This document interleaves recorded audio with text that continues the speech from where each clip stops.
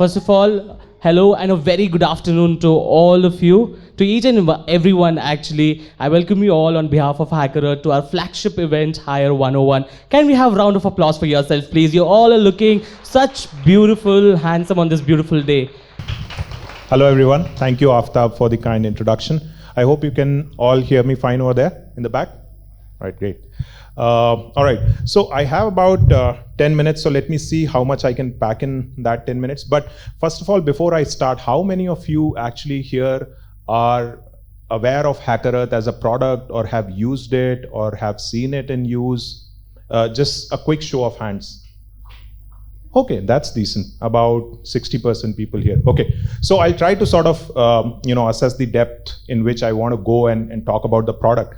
And if there is one message that I want all of you to kind of take from this, is that we've had a journey as an organization, and we've obviously evolved with the ecosystem. But as we've evolved, we've kind of realized that recruiters, right, and talent acquisition people are a key stakeholder to what we are doing at Hackerearth, right? And to that effect, I want you to realize that we are doing anything and everything that is needed into the product to kind of empower you and make you feel that you have a say, and you kind of drive a lot of and move the needle to the maximum extent that you can actually, and you wish to do that, right? So to that extent, let me actually go a little bit towards the history of Hackerearth and tell you how we started, so that you have the context, right? So Hackerearth started, like a lot of other startups, by two young college graduates who were still sort of passing out of IIT Roorkee. By the way, I'm not one of the co-founders, so don't confuse me for that, right? It takes a lot of guts. I was just telling Kapil to kind of do that kind of activity. But anyway, so yeah, we started out of a college hostel. And the idea was very simple. The idea was that how we can add value and how we can help young engineers and young developers to land new opportunities, right? How can we help them crack interviews? How can we help them get into big organizations or dream companies of sorts, right? So that's how we started. So everything that you see at the core of Hackerearth product has actually been built with that mission, right? And even till date, our mission is to actually continue and help developers meet the right kind of opportunities, not just here in India, not just in US, but globally, right? Across the globe. But soon enough, we realized that, hey, just by helping developers, we'll not be able to move far, right? And there comes the TA element, the talent acquisition element. And what we realized is we need to empower the talent acquisition teams. We need to empower the recruiters. We need to empower every single person who's a stakeholder in the hiring ecosystem, right? So we've gone ahead and looked at the entire cycle, and I'll try to touch upon those elements one by one. And feel free to sort of stop me or just raise your hand if you have any questions in between. I'll try to address them as well, or we can take them towards the end. But I don't know how much time we have to take questions, but I'll try. Sorry, I'm taking that liberty, Alfred. Where do we start with the hiring cycle, so to say, right? Where do we start with that? I think a lot of TA folks would tell me that, or would probably think that, hey, it starts at the screening stage when you actually start, or probably sourcing stage, right? When you source candidates. But over a period of time, we've realized that, hey, sourcing is not an automatic switcher. It's not a very, well-defined step that, hey, today you decide you have to source 10 candidates and tomorrow you'll have 10 candidates, right? Maybe 10 is possible, but what if you have to source 100 candidates? What if you have to source 1,000 candidates, right? And at that scale, sourcing is not the first step. The first step actually is employer branding, right? If you don't have a brand out there, it becomes supremely difficult to attract talent at scale, especially, right? You could still hire 5, 10 engineers, maybe 50 engineers, but if you don't have a brand out there, right, how do you hire hundreds of engineers every year, right? And that is something which we believe is the first step. And how does Hackerearth sort of help you and empower you to do that? It's very difficult to sort of connect the dots at times, but we have a product, we have a platform where you could actually host hackathons to do employer branding. right? And you'd be surprised to see hackathons typically are associated with innovation and with out of the box thinking and whatnot, and typically organizations use it for those purposes. But hackathons for employer branding is probably something that we have seen a lot of traction on, right? So we've hosted, I think, close to 4,000, 5,000 hackathons so far. So we have a lot of experience in doing that. And what we've realized is, imagine a company like, I don't know, maybe Microsoft, right? If they decide and come up with new set of services on their Azure cloud platform, right? And they want to do some sort of a employer branding on it. Company like Microsoft, even they actually need employer branding as well at times, right? So they go ahead, they come to us and they say, hey, we want to evangelize this new set of services and engage with the local developer community. Can you help us with that, right? And we at Hackerearth are, sort of adept at doing those kind of things. So we say, okay, we have a community of, north of 7 million developers globally, right? We say it's as simple as, creating the campaign, listing it on our hackathon public page, and bingo, you have maybe hundreds, maybe thousands of developers participating in those campaigns, right? That's how quickly you can drive engagement for your own brand. And if Microsoft can do that, anybody and everybody in this room who is in the ecosystem can actually do that, because we have the same set of levers and we have the same set of community members out there for each one of you, right? So you would potentially be listed right across on the same page, right next to Microsoft's campaign, and you could attract the same set of talent as well, right? That's how we are trying to empower you, right? That's how we are trying to flatten, the landscape for everybody and anybody who's out there hiring, right? And trying to attract talent. So that's the first bit. Next step in the hiring pipeline is obviously sourcing, right? So how do you source, right? And again, it becomes difficult when you're trying to think of sourcing at scale. You could source 10, you could source 50, you could source 100, 200 manually, right? But if you have to source hundreds or maybe thousands of resumes, right? How do you do that at a, in a short span of time? And typically, if your organization is growing, you would hear hiring managers, people like me hear about, hey, can we hire this person yesterday, right? That's the kind of need we always have. And a platform like Hackerearth will basically give, and we don't actually publicize it much. I don't know, probably we should do that, but imagine this, right? You go to hiring challenges page at Hackerearth, and you actually see a bunch of companies who have listed public challenges out there, right? All you have to do is have your own real estate on that page, and bingo, you have hundreds of thousands of applicants flowing in through your system, right? Automatically. That's the power of having a platform like Hackerearth, where millions of developers are already out there, and you don't have to do much. All you have to do is just talk to us, get a listing out there, and your sourcing is to an extent sorted. Of course, we are talking only about tech hiring here. I hope we can do that for non-tech as well, but so far it's only tech. So that's the sort of sourcing piece, and we continue to do that, right? I mean, whether it is the FANG club, or it is the fast-growing startups, or it is the mid-segment companies, we work with anyone and everyone, and all these guys come back and tell us that the scale at which they are able to operate while they are using a platform like us is unprecedented, right? Imagine a company like Google. They don't need any employer branding per se, right? They don't need. They have thousands of applicants applying on their own website, on their career pages, right? So how do we help them, right? Take a scenario, right? Google wants to hire maybe 1,000 interns as part of its internship program, right? Now, how can Hackerearth help them? Typically, at that scale, if you have to hire 1,000 people, you would probably have to assess 25,000, right? That's the kind of conversion ratio somebody like Google has, right? So how do you do that? They come to us. They come to us with a list of 25,000 candidates because they don't have any problem sourcing those candidates, right? And it's hard to believe even for me, but it takes a couple of hours or a weekend to actually assess 25,000 candidates. That's the power of platform that we've built, right? 2 hours or a Saturday and you are done with 25,000 candidates, assessment done, shortlists done automatically, evaluations done automatically. If there are candidates who've potentially indulged in anything which was like a malpractice or something, they are flagged, and you have a nice and clean short list of 1,000 candidates that you wanted. That's the scale at which we are solving the problems, right?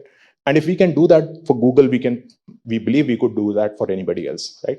So that's the assessment piece, right? That's the assessment engine that we have. And it's not just about, since I'm taking some names here, we've also worked with the, who's who in the Indian IT industry as well, where the scale is much, much bigger, right? There we are talking about, hundreds of thousands of candidates being assessed every season, every campus season, every year they are assessing hundreds of thousands of candidates. And we've had customers come to us and say, hey, we cannot even fathom doing this manually, right? Go back 5 years, 6 years. I know some of you might have been in the industry for about 10, 15 years. Imagine how you were doing these, how you were solving these problems 10, 15 years back. I remember going to campuses, visiting IITs, NITs, and it used to take at least 3 to 4 days for a team of 10 people. I used to work at Amazon back then, and a team of 10 people spending 3 days traveling, taking multiple flights, staying in hotels, staying up at night, evaluating hundreds of candidates. That was a nightmare. I mean, I cannot even begin to think that kind of bandwidth going into hiring today, right? So things have changed, and what the message that I wanted to convey initially is that all of you should feel empowered, and you should be able to leverage the technology and the platform that we've built to make a difference in your own metrics, right? And your metrics could be time to hire, which is a very, very simple basic metric that most of you carry. But I'm sure there are bigger impacts that you can create within your organization. Imagine talking to your hiring manager or talking to your director of engineering or VP of engineering and telling him, hey, or her, hey, you could actually hire, you could assess 10 times more candidates in the same amount of time. You could reduce your interviewing hours by 5x, right? You could reduce your sourced candidates to, hired candidates ratio by whatever multiple, right? All of that is possible. And we are not talking incremental 10, 15, 20% benefit, right? We are talking multiples here, right? The scale has completely flipped, right?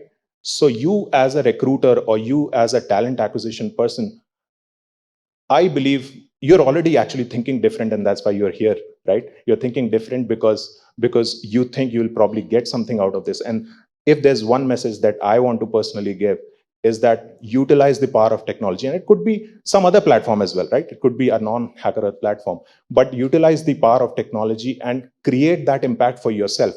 I used to work for another SaaS startup, which was not in the recruiting domain, but our users were again some companies like yours. And the biggest champions that we had at that company used to come back and tell us, hey, you know what? I was using a product. I was able to see this impact in my organization's performance. And because of that, in 2 years, I've gotten 2 different promotions. And I was leading a team at Bangalore, and now I'm leading an India team, or I'm now leading an Asia Pacific team. That's the kind of impact that you can have on your own careers as well, right? Just utilizing the technology that is already out there and utilizing it well. So I think that's the message that I wanted to convey. Of course, we could go deeper into the product. We have elements which help you with the tech interviewing as well. We've recently launched a product called Face Code. It's been growing really well, especially in the COVID times. It has an integrated interface where you could do video conferencing along with and a code editor and things like that. So there is no need to use Google Meet or Zoom or anything else that you might be using, which typically leads to a not so good candidate experience, right? So there are those things as well, but it's up to you how much leverage you can get out of the technology that is out there and how much impact you can create for your own self and for the organizations that you work for. That's it. Thank you so much. Thank you so much. Can we have another round of applause for Vishwastam Shukla, please, who's also our CTO. Thank you, Vishy, for setting up the introductory note. Right, to add on to that, I would also like to tell you that when Sachin Gupta, our CEO and founder at Hackerearth, started Hackerearth, he had one goal in mind, and that was to create a space which is unbiased and which provides a skill-first environment to our developers to showcase their skills. right? And from over 10 years now, we have been doing hiring challenges and hackathons. Well, of course, today we have a lot more to offer with respect to the product and the features, but our core remains the same, which is the hiring challenges and hackathons. And thank you so much, Vishy, for throwing more light on what we do. Now I think we can get started by introducing our keynote speaker on the stage. So our keynote speaker for today is Mino Thomas. He is the Senior Director, Talent Acquisition at Adobe India, right? Let me tell a few things about him. He's a Senior Talent Acquisition Leader with having over 18 years of experience in managing and setting up global teams, recruitment processes, systems in blue chip IT organizations. He's having experience in translating business strategy into talent acquisition. He has plans and processes of innovating experience in both high volume and niche hiring techniques, right? And apart from that, he is a proud recipient of 101 Top HR and Tech Minds in 2019. He is a mentor to multiple startup companies in India. He loves engaging with student community. He adores teaching and coaching. He's, a leader in himself. He loves playing guitar. He loves listening to music and whatnot, right? So it's gonna be an honor to listen the keynote from him. So can I call up Mino Thomas on the stage, please? Aftab, yeah, and Vishy, thank you for that note. Sometimes after the introduction, it's better not to come and speak, just kind of go back, because introductions often sound so rosy, and it's a cue for me to go back to my LinkedIn to try and make it a little less rosier. All right. My name is Mino. It's a very, how many minutes do I have? I'm sorry. Yeah. Lord, okay, I'm sorry. Yeah.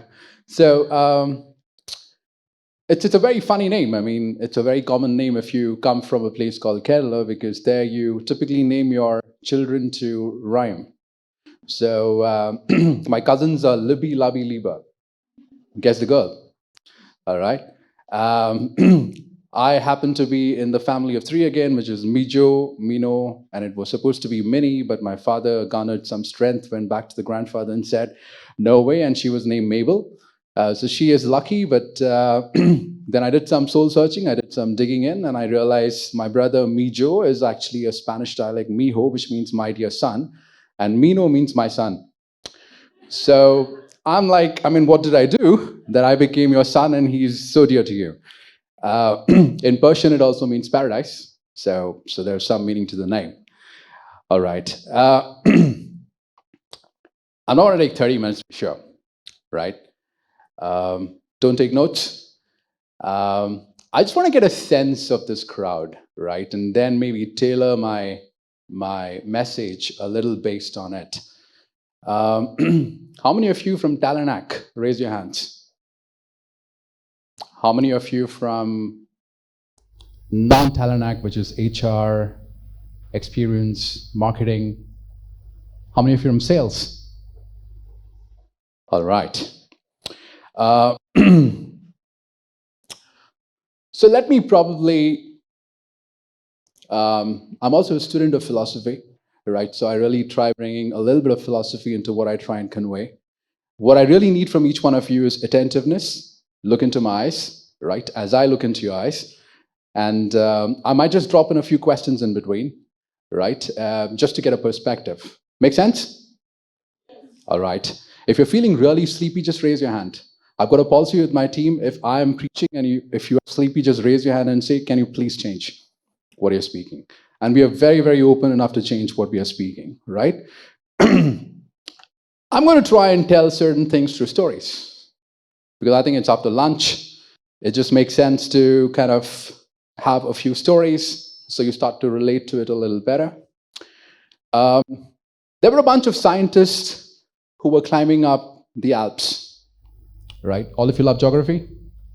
All right, they were climbing up the Alps and they were in search for this one particular flower that grows up on the Alps. They reach the summit and they see the flower, but they also find that the flower is between two cliffs. Cleft, right? It's between two clefts, and it was in a ravine. They tried to go in between the cleft, but they could not, right? They were like, they're a little big, they can't go through it. So they were like, what do we do now? We have reached all the way to the top. We know the flour is there. We've come all the way to pick that up, but we just can't do it. They see a shepherd boy, and they call the shepherd boy and say, hey, can you come here? So the boy goes. And then they say, if you go down this particular cleft and get the flour for us, we could give you a lot of money. Right? Good proposition. You have to just go down the cleft. They said, we will hold the rope for you. You go down the cleft, get the flour, and come up. The shepherd boy looks at these 5 scientists, and he was like, not sure. He said, give me 15 minutes, and I'll come back. Give me 15 minutes, and I'll come back. Let's come here, right now, where we are. We all went through this whole COVID pandemic, working from home, new work styles, new work culture. Things are so different, isn't it? Yes. Let me tell a little bit about Adobe, right? We believe everyone has a story to say. Each one of you, whether you're an enterprise, whether you're a single person, you have a story to say. And the reason why we are there is to help democratize storytelling. How could we enable you to tell your story with absolutely great intent, with using the best technology and tell it out? That's why we are here. That's the purpose of Adobe. We also believed that it's very important that people should be at work. They should all come together and collaborate. And if you don't collaborate together, your products would not be great, right? So when the pandemic hit us, the first thing that we all as leaders started to think is, people can't come to work. What's going to happen to our products?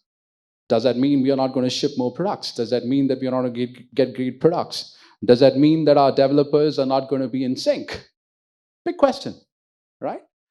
But much like anything, we just couldn't do anything about it, and we had to really allow people to work from where they were, right? And a lot of us would have been in that scenario, right, where we had to make it happen because that was the only way to make it happen, right? We said, let everybody work from home. It's a very human company. It's a great company to work for, not because I work there, but a very human company. I mean, the first time I met Shantanu, I still remember for one of those leadership meetings, he was the one holding the door for me. And I mean, I was like, wow, right? We said, all right, so which means we can't get our folks to come to office. They work from where they are, and let's see what happens. Nothing happened in terms of any impact on our products. Our products were still great, right? We were still able to ship the products. From a talent acquisition perspective, Adobe has got a concept called Grab Candidate. It's a very interesting concept. So we will interview 30 people. We might find somebody good, but yet not move. We're like, wait, let's find somebody else who we do not want to lose, who we do not want another competition to have. And that's called a Grab Candidate. So we kind of wait. We kind of put a person through sometimes even 8 rounds, 12 rounds, 14 rounds to get to that person. And then we go after the person to get the person on board, right? And these are all face-to-face interviews, sometimes 2 days, 3 days in office, a lot of things.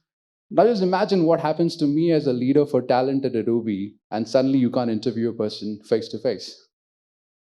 And everybody from business is like, all right, virtual is the only way. How do you go about doing it? We went virtual.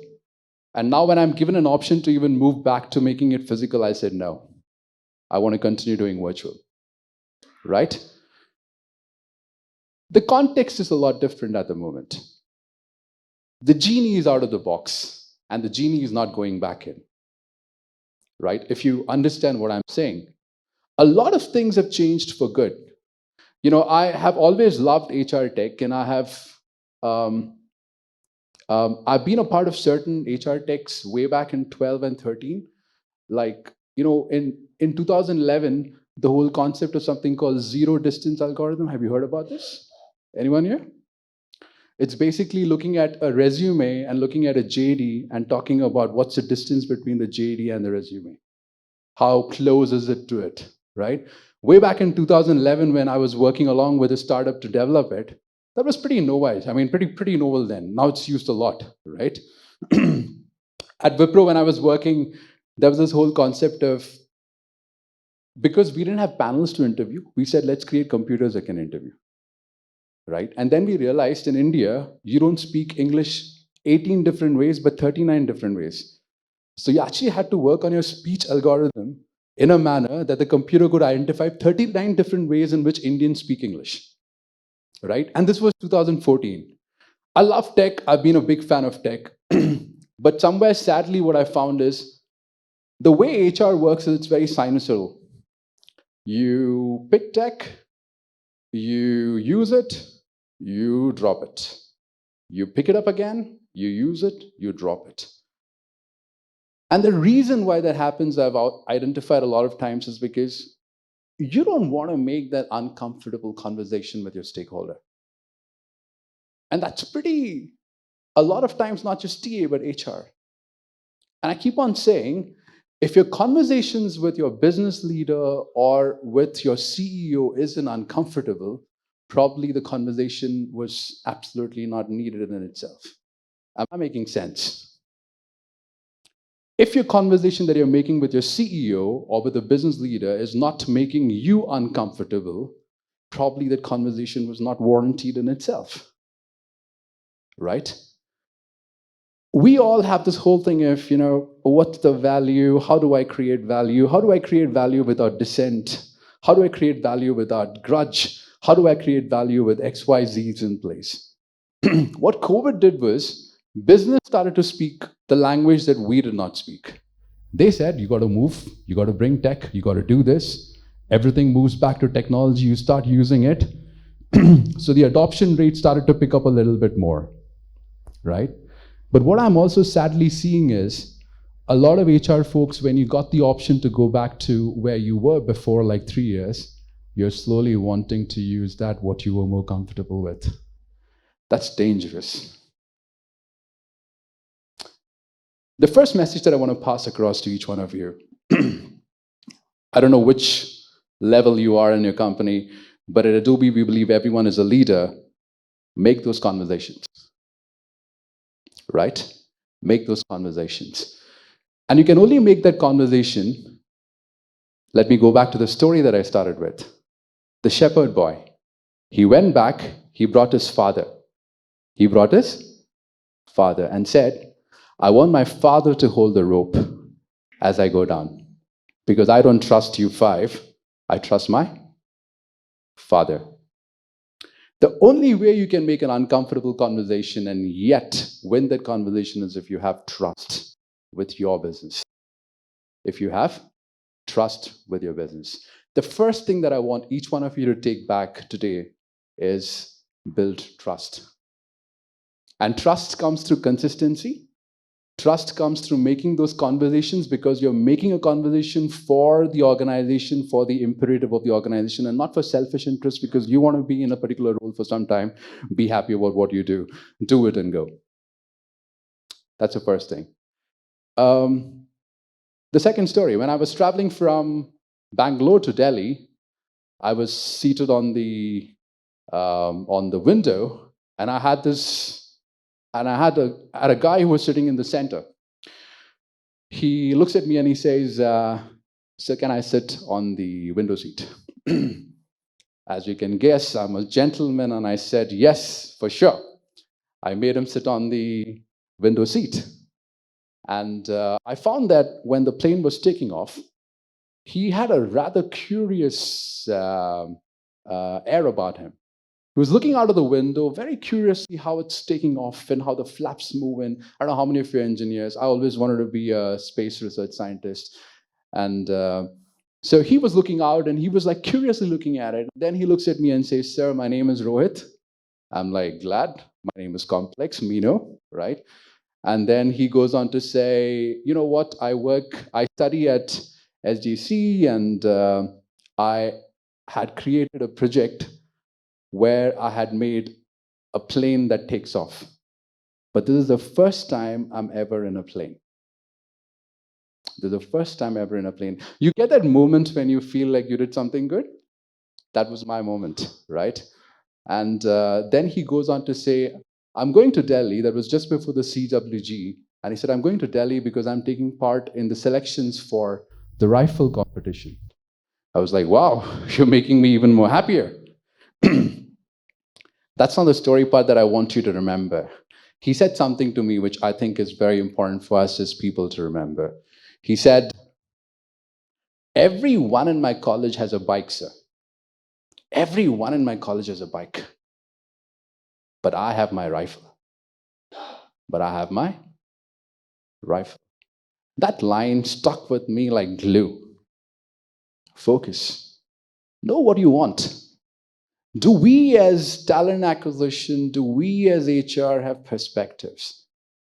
Right? I keep on telling my team, if it takes a wreck to make a conversation with a business person, I don't need you. I repeat, if it takes a requisition to make a conversation with a business leader, I don't need you. I would value you when business gives you 30 minutes in the absence of a wreck. Make sense? How many of us struggle to make a conversation in the absence of our transaction? It's a big question for all of us. Are we focused? Are we focused to bring a perspective? Are we focused to bring a perspective that matters not just to you, but the company? Rohit had perspective. Everyone in my college, which I meant as every boy in the college has a bike to impress a girl, but I don't have a bike, I have a rifle.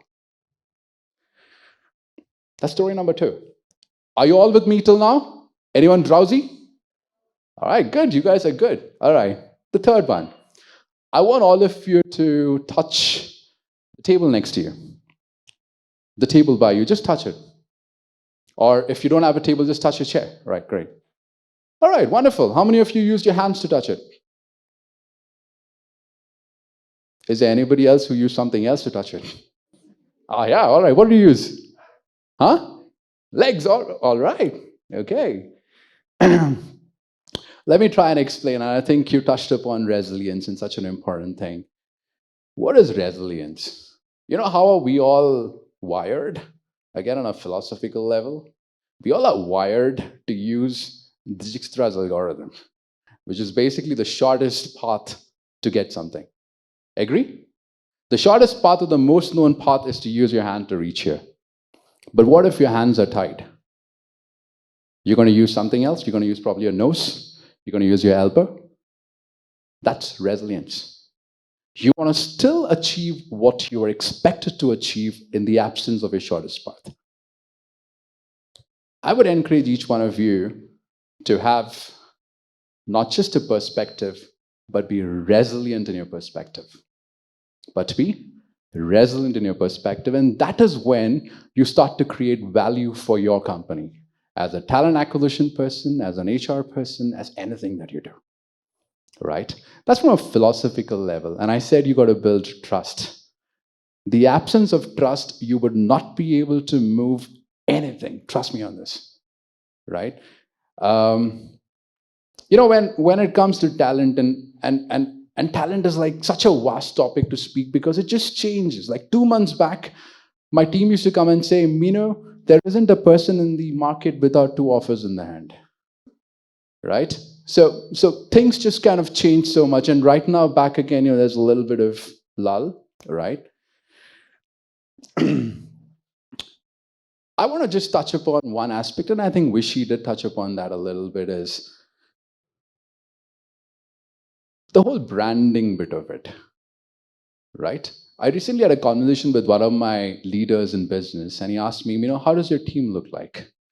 I said, I've got a team of marketeers. The latest marketeer that I brought is a person who was actually the guy who was instrumental in putting up the fantasy league cricket. And he was like, wow. He said, how do you bring him in? I said, I brought him in because I need culture marketing. And he's a part of my team, right? I've got a team of people who are great at converting leads. They're my scouts. These are people who could write 2,000 character strings to get to that needle in the haystack very well, right? I said, I've got a team of people who are great at reaching out and engaging with my prospects to make them move from where they are to committing them to a particular process and then making them commit to join me. I've got a team of people who gives me data and insights, which is leading, which is not reactive, This team works on certain insights. For example, time taken to open up in a team. Interesting metric. When I hire a person, how quickly does that person feel safe to speak in a team? Right? Something called GDR, which is gross diversity ratio. Like when I look at my data points, how many of them are women when I source? Or how many of them are diverse when I source? Or how many of them are whatever when I source? Right? But they give me leading indicators. Leading indicators on referrals, because I believe referral is actually an indication of your EPS in a lot of ways. Right? It's a leading indicator for you. The more people refer in the absence of a referral amount, it means people are happy about where they are. Right? How do you create leading indicators? And this is the team that works on it. I've got a team that works on insights, data, operations. He looks at me and says, Mino, that's my business. That's exactly how my sales is. The first thing that I want each one of you to really look at is look at your structure of your organization. Right? When I get a talent partner headcount, I don't hire a talent partner. I might hire a person who could write me an R program. And I might hire a person who could script. I might hire a person who's a DevOps engineer. I might hire a person who is a behavioral science person. I might hire a person who is great at branding, right? Because these are enablers that really make you. And I completely concur. If your brand does not speak, your recruiters and your businesses are going to go through a major, major struggle to really convert and attract. So the first thing is, look at your structure around branding. How is it at the moment? How can you start to leverage more? Make those uncomfortable conversations about spending on technology on branding, spending on people on branding. And let me also tell you, when you start to put money there, you start to procure people at a lower cost. I can sit down and explain how that happens. But when you start to stack up money here, you start to save money here, you start to get even better people in terms of who joins you, right?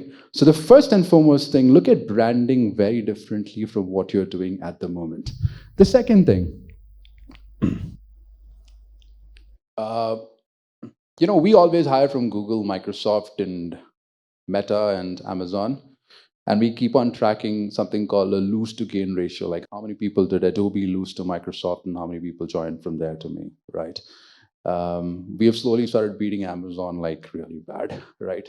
We are slowly getting there with Microsoft. Google's beating us extremely bad. And I keep on telling my team, when I find people joining Google and write motherhood statements like it's because of the blessings of God and my parents that I got a job, I'm like really irritated, right? I really want people to write when they join Adobe as well. I'm so excited that I'm joining Adobe. It's the blessings of my mother and father and God and everything, right? But I get a little mellowed down messages there. Where am I going to? As a company, you got to start looking at non-traditional sources from where you hire, right? Not just your erstwhile data that says where you've got your people from. And how can you do that? You can only do that with the use of tech. Right? If your percentage of people that comes from non-traditional sources is say 10% at the moment, as a leader, how do you say, I want to make that 20, I want to make that 30? What does that mean? It means two things. The first thing is, you would end up evaluating a lot more people. Make sense? Because it's not a source from where you generally hire from, which means you got to have a tool or a system that can evaluate at scale and still give experience the same as you generally give. That's the first thing. The second thing is, look at emergent talent pools. For example, we look at where does Meta hire from? Where does Amazon hire from? Do we see a pattern? Right? Do we see any source up there that we have not tapped into? And we are completely aware that when we're going to do that, we're going to evaluate maybe 100 people to get to.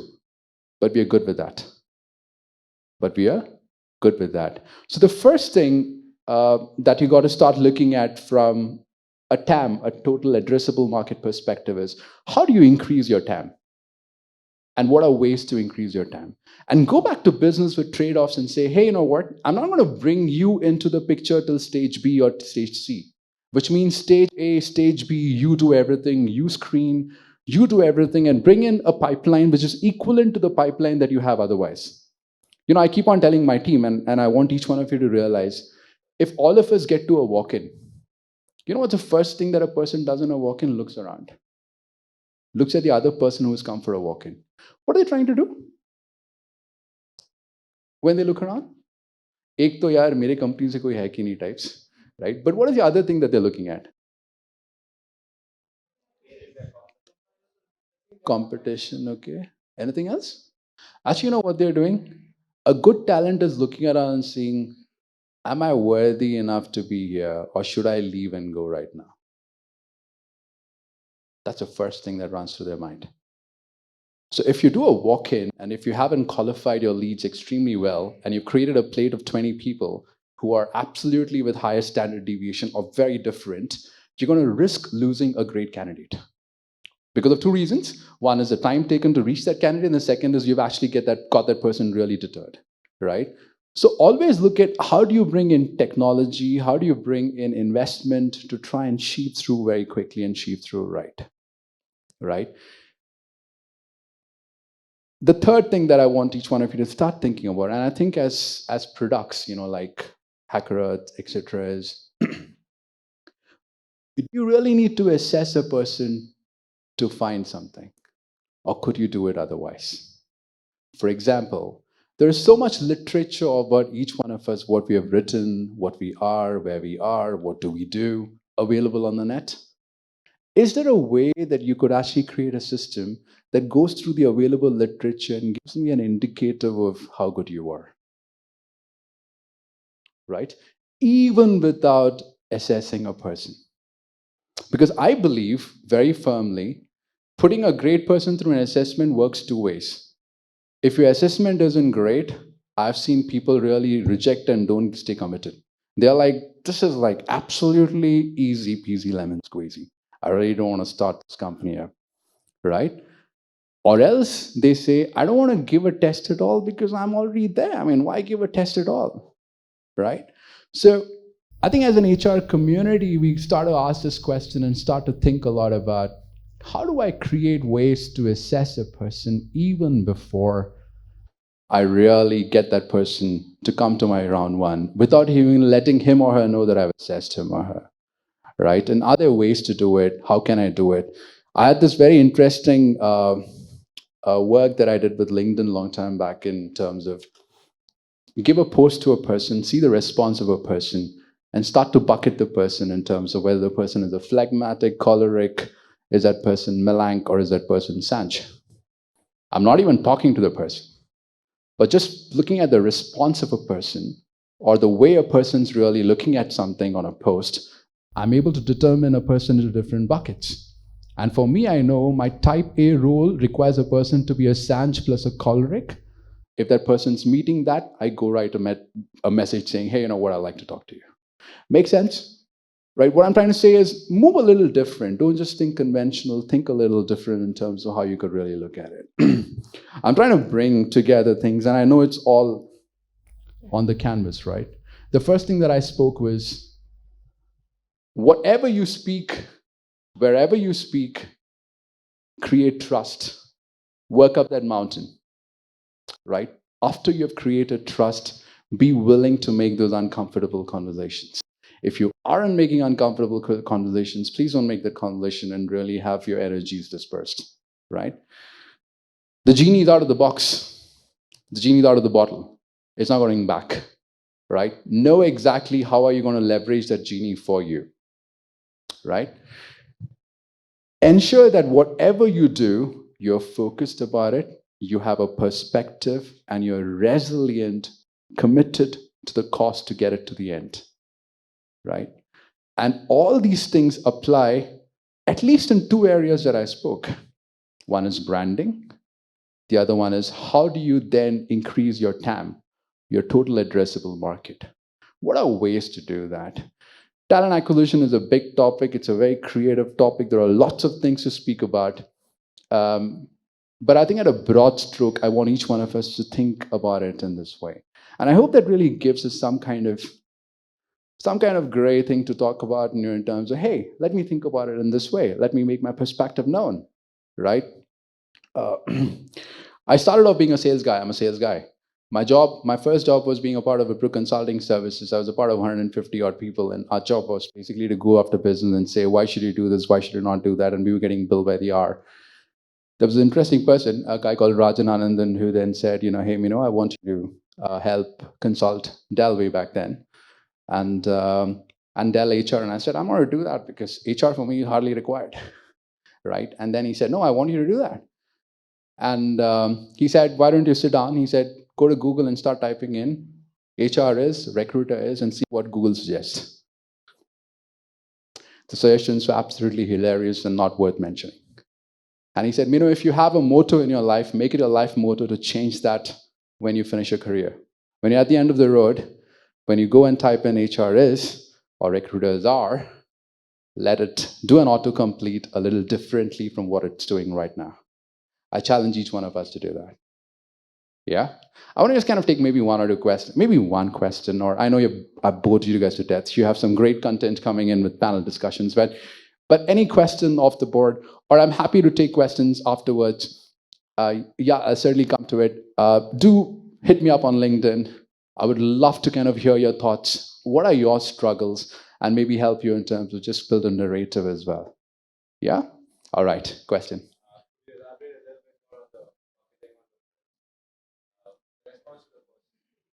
The response to the?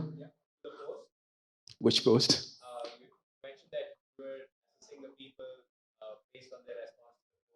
Oh, yeah. Yeah. So, yeah, I don't know how many of you really understand behavioral types. I mean, I don't know how many of you HR here, so you really would understand, right? A Sanj is a person who is like, you go and ask a person, hey, how much did you get in your tent? You know what? My Marathi paper fell on this day. My dad was not well. My English paper was very easy. I did really well. Whatever the teacher told me is exactly what I wrote. I had a beautiful science paper, and the desk was really good. See how a San speaks? He speaks and speaks and speaks and speaks. She speaks and speaks and speaks and speaks. A Melank, you go and ask a Melank, how much did you score in your 10th? 94.36%. Stops with that, right? You go and ask a Choleric, how much did you score in 10th? Why do you ask me that? Why do you ask me that? You ask a Fleg, how much did you score in your 10th? He would retire back on a chair and look at you and say, interesting, 94. You see the difference in all the 4 different types, right? So what you do basically is force feed a post. Try and look at how they respond, right? What do they respond with, right? And look at consistent behavioral patterns that come up. And then start to understand, can you bucketize? We had an interesting work in HP when I was with HP where we used to only hire from Apple, Intel, Dell, Lenovo. I don't know what in the life was that, because everybody was doing a full circle, the circle of life. They keep on moving from each company and come back to me. And I'm like, no way you're going to change anything. I said, we're going to change it. We worked with the sales academy, and then we broke our roles into 18 different types. We said for every role, there are 4 skills at this particular gradient, 4 skills at this particular gradient. The presence of these skills at that particular gradient means that the person is good, which means we moved from whatever was to skill, right? I think you guys speak about skill a lot, right? We moved to skill and said this skill presence at this level makes a person successful. Ultimately, we went on to hire a person whose job was to sell mattresses in Singapore. And guess what? He was the best salesperson. Interesting.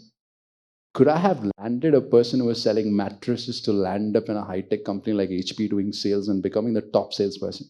Only because we moved towards skill and not towards a JD as such, what you write. You got to be here and there. And there were biases. Biases, I can talk a lot. We ran a test using the Big Five. And I'm using a lot of HR here, but I think it's interesting. We started to use the Big Five and put a sales index score for everybody that we hired. We found that for a woman to get hired, she needed an 84 sales index score, and for a guy to get hired, he needed 74. Interesting. I went back to my MD and I said, look at the bias. This is data, this is bias. And that's when the eyes opened. Because you're going with data and you're speaking with data, you're not speaking and saying, I think. And I don't know why with HR and Shakespeare. We use a lot of I think, I know, I'm sure. Where's the data, right? bring data to the table and see how those conversations change, right? But happy to talk about it later. I hope this kind of was a little bit of helpful to each one of you, and I know that I'm already on top of the hour, but thank you for being a wonderful host. Nobody raised their hand. I don't know, out of chivalry, out of scare, or whatever. But thank you, and happy to take questions later whenever we can. Yeah, thank you. Thanks much. Great to see everyone here. Hope you're having a good time so far. Hope the session so far has been pretty informative. And I know you guys have come to hear from this amazing panel, and hopefully we won't let you down with the discussions. All right, I'm going to take a seat. Is this comfortable for everyone? Okay. So how we're going to do this is, obviously I have a set of questions, right? And there's one question that I want to ask everyone in the panel, and there are questions which I probably, for the interest of time, would address to one of you folks and not to the others as well, right? But in case anyone in the panel wants to answer something out of syllabus, just raise your hand and I'll be in a position to chime you in. And of course, we are also going to have the floor open for questions, but I do request that you wait until the end, all the way until the end of the panel discussion for you to ask questions. But be prepared though. All right, so without further ado, let's get started, right? So, and I want to kind of address the elephant in the room, right? So as to say, I mean, the industry in itself is going through a very hard time right now. But honestly, this is not the first time that we've seen this entire bubble and bust syndrome. This has happened before. In fact, it's happened multiple times before. Now, one of the things I want to do initially is to get a sense from each one of you as to how you've handled such a situation in the past, right? So I'm going to do a quick round of questions to understand that entirely. So I'm going to start with you, Kapil. I mean, you've been in both the non-tech side as well as the tech side of things, and you've been in tech companies, non-tech companies through your long, illustrious career so far. So is there a difference in the way tech recruiting is approached when it comes to maybe a core non-tech company versus a core tech company? And how have you found yourself referring back to the early days, during these times as well, right, when times are getting a little tougher as well? Yeah, so thanks, Mino, for the wonderful introduction. Reminds me of a few stories, back when. So thanks for also introducing and letting the panel know how ancient I am. So I think a few things come to my mind. I do think principles remain the same. I don't think there's a significant amount of change on that one. I can go back to my Asian Paints days when we used to hire non-tech folks, and I still remember putting ads out in the newspaper which said only men can apply below the age of 27 years, and engineers need not apply, doctors need not apply, etc., etc. I think the world has come a far a long way from those days in terms of accepting diversity of talent. I moved on to GE, I think, which is where a lot of core tech hiring happened in an industrial setup, essentially. Saw that fairly up close and personal, and then through the years worked for many other organizations. I think a few things come to my mind. As in, if I look at the positive that exists today, I think the brightest talent folks that I would have worked with can actually probably hire talent better than the technical folks. I think they have an eye for talent. They have strong networks. They can they can engage talent beautifully. They know how to use networks and tech amazingly well, and really go after and convert. And sometimes actually, show a lot of the engineering leaders I've worked with the mirror super well to say, hey, I think what the direction you're going in, may not actually ever allow you to close the position and get the work done that you're looking for. I think if I go back to a golden nugget that I did see back in the past, which I see a lot less of, and I know I'm stereotyping, not to say that nobody is doing this. As an thinking of stories, I'll go back to my GE days. I used to be in Bangalore at the John F. Welch Tech Center for about 6 years, and given GE in those days and the behemoth it used to be. Unfortunately, no longer, but I do have a lot of respect for the place and the leaders that I met with and worked with. I think few things come to mind. As in, the John F. Welch Tech Center was really a mirror image of the diversity of businesses that GE really had. So from a tech perspective, hiring was super complex. As in, we literally had all science and all engineering disciplines in one under one roof. From physicists to chemists to mathematicians to computer scientists to metallurgical engineers and so on and so forth. And at a time in India where there wasn't really a lot of hardcore corporate talent available. So I think the only few companies that came in before that, I think Texas Instruments sort of led the way. There were a couple of others, GE set up, General Motors set up, Intel set up, etc. So, frankly, for the kind of disciplines that we had, the only source of talent that we had was a lot of the government labs, folks who were coming back from US, Europe, and other parts of the world, and other bets that we could take from folks on campus. So I think two big learnings that sit with me, and I do keep challenging my teams on that even today. I think one is we were far, far more accommodative culturally to bring in people from extremely diverse sources and say that, you know what, I'm going to invest in you and make you fit for, the culture that we are in, tolerant of mistakes and make sure that, we hold people, handhold people into, being successful at GE. So I think that's one big learning. The second was, I think, just in terms of sources and appreciating the fact that, good talent, talking about skills can come from anywhere. And what's needed is a skill match and not a pedigree of X college, Y company, Z location, and so on and so forth. So I think both of those are big learnings that still sit with me, which is A, to be accommodative and know that if you have the right ingredients, we'll be able to sort of, get wonderful things done from folks. And the second is, the more diverse you go, the more amazing talent you'll actually get to see. And wonderful outcomes can come out of that. So I think, and I'm kind of, emphasizing on that because I think, with all due respect, a lot of the I still remember this one article. How many of you read the 10K Ken article? The fact that there's a finite number of good solid computer science engineers that are floating around in the industry. So I think I struggled in 2021, 2020 when I think there was a war for talent out there to get my talent teams, my engineering teams, my tech teams to say that look, as in let's break the paradigm. Real talent may not just be restricted to the folks that are floating around, but we might actually be able to solve our problems in many different ways. So I think I go back to my learnings back in the GE days, and I believe that's something that we can actually do a lot more of. That's what comes to my mind. You did mention about an ad where you said engineers need not apply. Boy, how the times have changed. All right, Savita, moving on to you. I mean, you've worked with a lot of big tech companies over the course of your career, right? So do you think that there's something upcoming HR leaders can learn from these global giants in terms of how to deal with a hard-hitting situation like this? Or do you think when there are layoffs, everyone's on the same boat?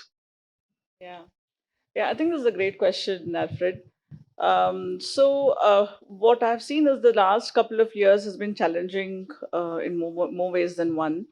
We have gone from a feast situation to a famine situation. There is a lot of jobs available. There was war for talent, and now there is a kind of reset happening in the market.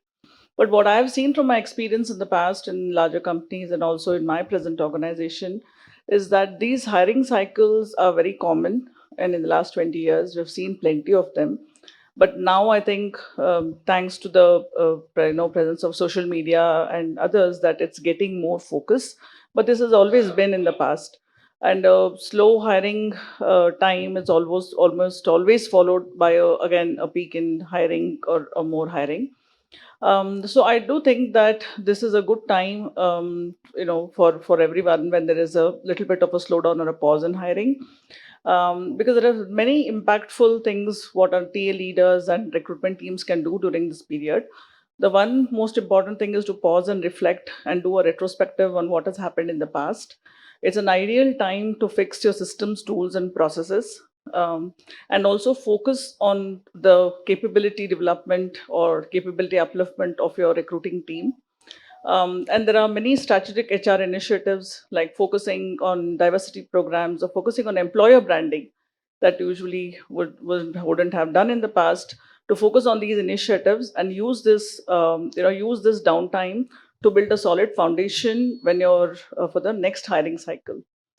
So in fact, it's just a blessing in disguise having this kind of a pause or slowdown in hiring. Interesting. Yeah. Samay, let's move on to you. Right. So when you've been with the likes of Microsoft, VMware, and I think you've been at Tekai now for around 6 years, right? So what's your current mantra to see this entire cycle through? Thanks, Alfred. Is this audible, guys? Okay. Yeah. So it's Techion, and My bad. I've been with Techion since 2016. Like you said, I was the first employee. It was interesting and scary at the same time.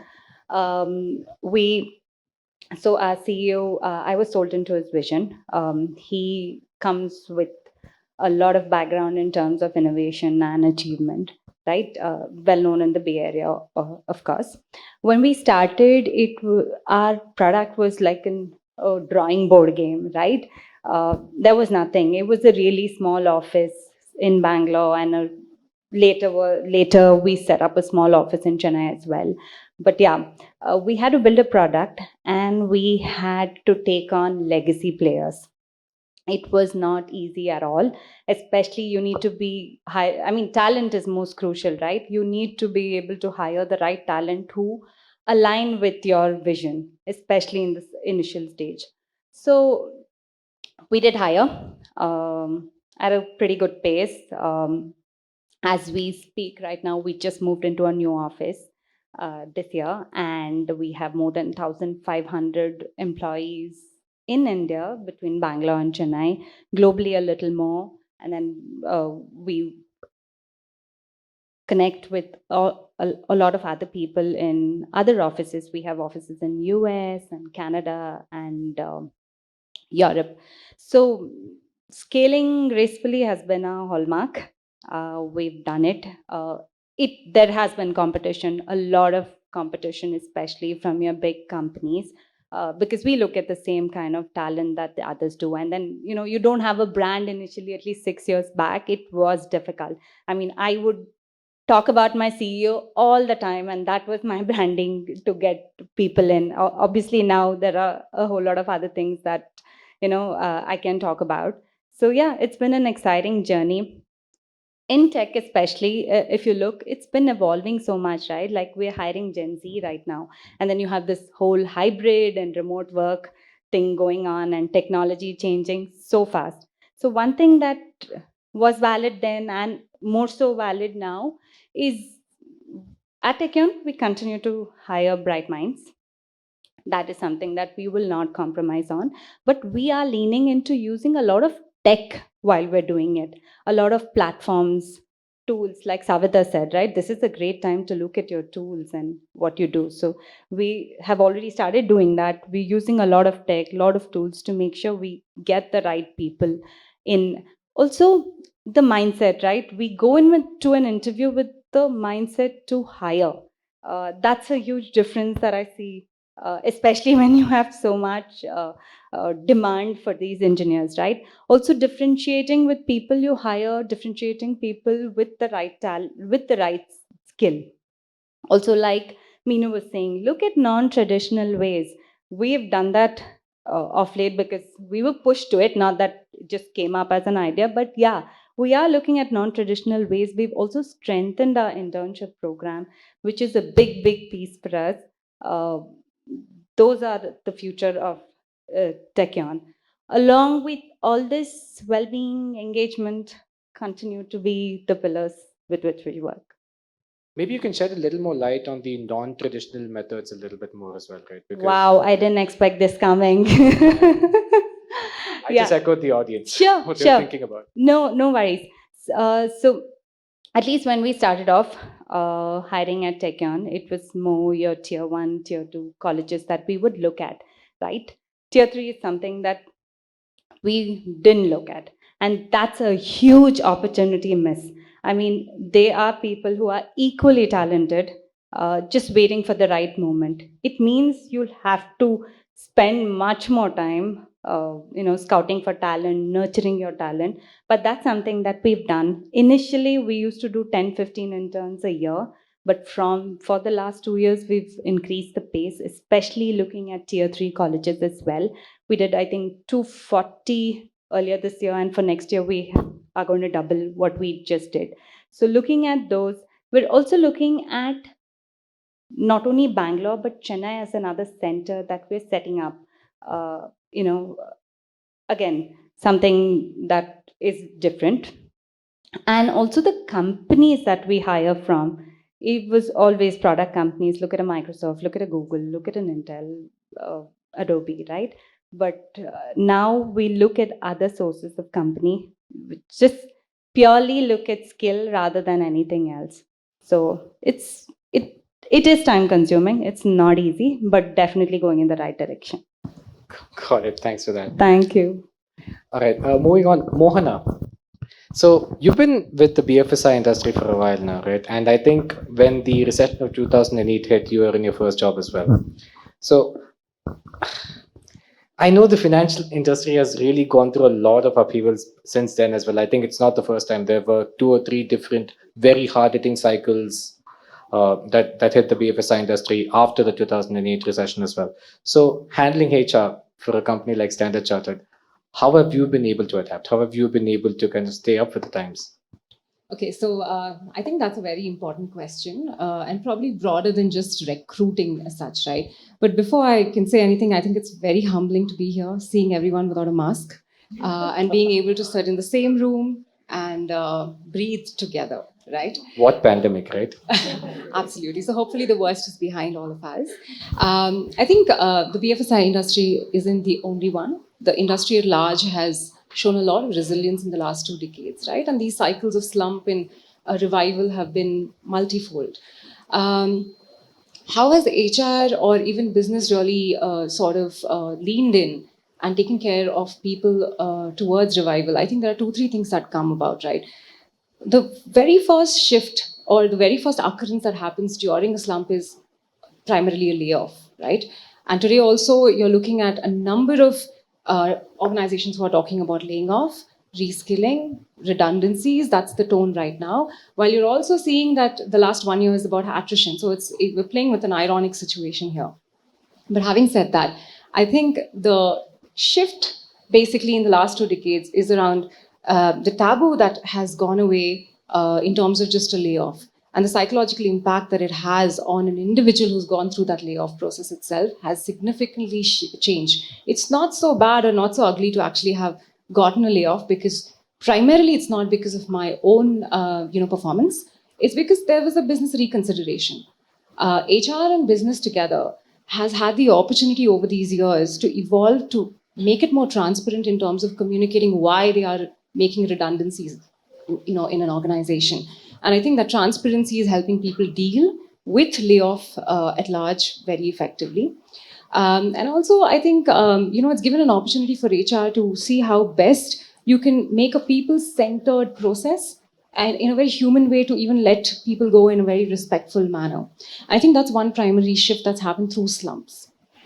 When it comes to the other aspect, which has really shifted, is the technological boom. I think everybody's talking about how exponentially it's come forth, right? And through that, I think we're hiring for skills. We're hiring for learner mindsets and learning ability of an individual who actually joins the organization. And in the technology space, because it's so self-disruptive, technology itself is so self-disruptive, you actually cannot hold on to a certain skill alone. You need to have the adaptability to actually move from one skill to the other skill, right? While that's happening on one end of the spectrum, you're also seeing the market, creating a demand of tech skill hiring. It's a skill-based hiring market. What it's doing to people, especially the younger generation, is they're running behind skills. And they want to just run behind a skill which may be redundant very soon, right, in the next few years. So essentially, I think HR over the slump and the revival has come about to support the business to help create meaningful careers. And I think it's becoming more and more important to help the tech experts understand that the skill or the depth isn't enough. You need the breadth as well. Because as a leader, you also need to understand systems. You need to understand your skill sets and how they're evolving. The last but important thing, I think, is the mindset around the self. In 2008, when there was a slump, I actually ran off to college, but my organization kept in touch with me for 2 years. And they actually got me back after 2 years after my education was done. And they gave me an amazing role to contribute back to the company as well. How can organizations lean in and stay in touch with people and ensure that you let them go, you let them fly, you let them develop themselves?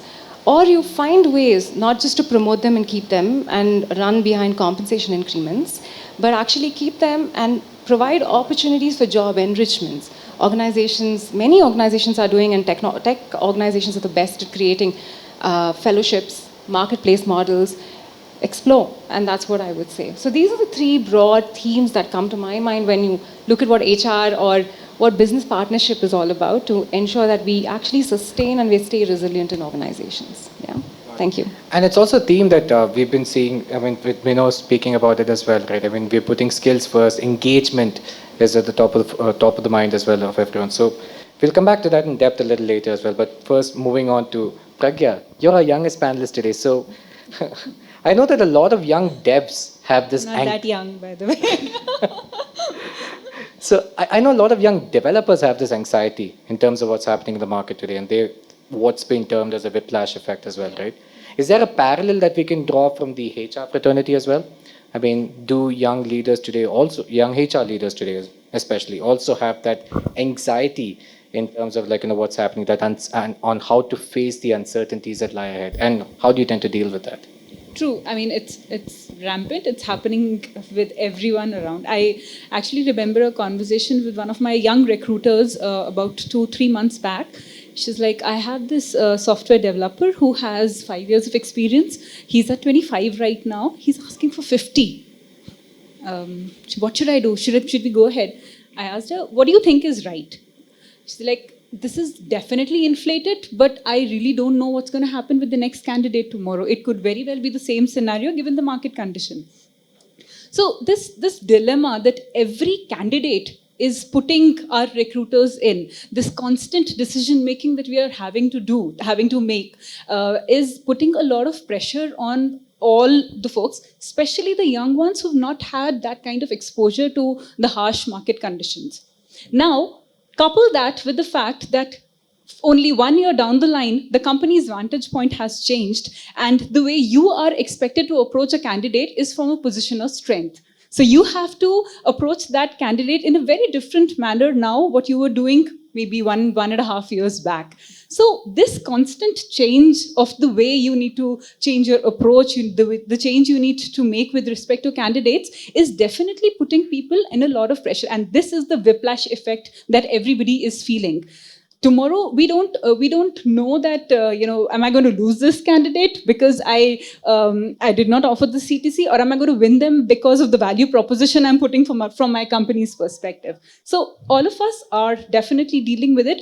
The best way to, what I have felt in my experience of making this happen, is you have to know your strengths. What are you offering that candidate, which they will probably not be able to find outside? And that goes for even people within the company, because you want to definitely retain the talent that is inside. So you have to know what it is that you're asking of them, so that they can come with the right set of expectations and you can match them today, tomorrow, and even in the near future. Yeah. Got it. Thank you. Okay, so now let's move on to the core topic of building resilience in TechRI going forward. Right, and first of all, thank you all for your perspectives. I think it was very insightful, and I think the audience also was able to kind of glean a lot from it. Now let's talk about building resilience. Right. So my first question is actually to Soumya, and Mohan, I would want you to chime in as well at the end of it. So to me, when you talk about building resilience, right, it seems like it's more of an internal recruiting culture related thing, right? So, I mean, with everything that's happened in the last 2 years, right, the pandemic, the great resignation and reset, wars happening, etc., right? So, what part of your culture have you decided to change or adapt, and what have you decided to keep intact? Okay, thanks for the question, Alfred. So the last 2 years, you've seen a significant change, right? There's a paradigm shift in how businesses are working. I mean, look at business shutting down, look at services, hospitality, which is all crumbling, right? I mean, they've been through huge losses. Amidst all this, the tech industry stayed ahead. And why has it stayed ahead? Because of the innovation and how easily we adapt ourselves, right?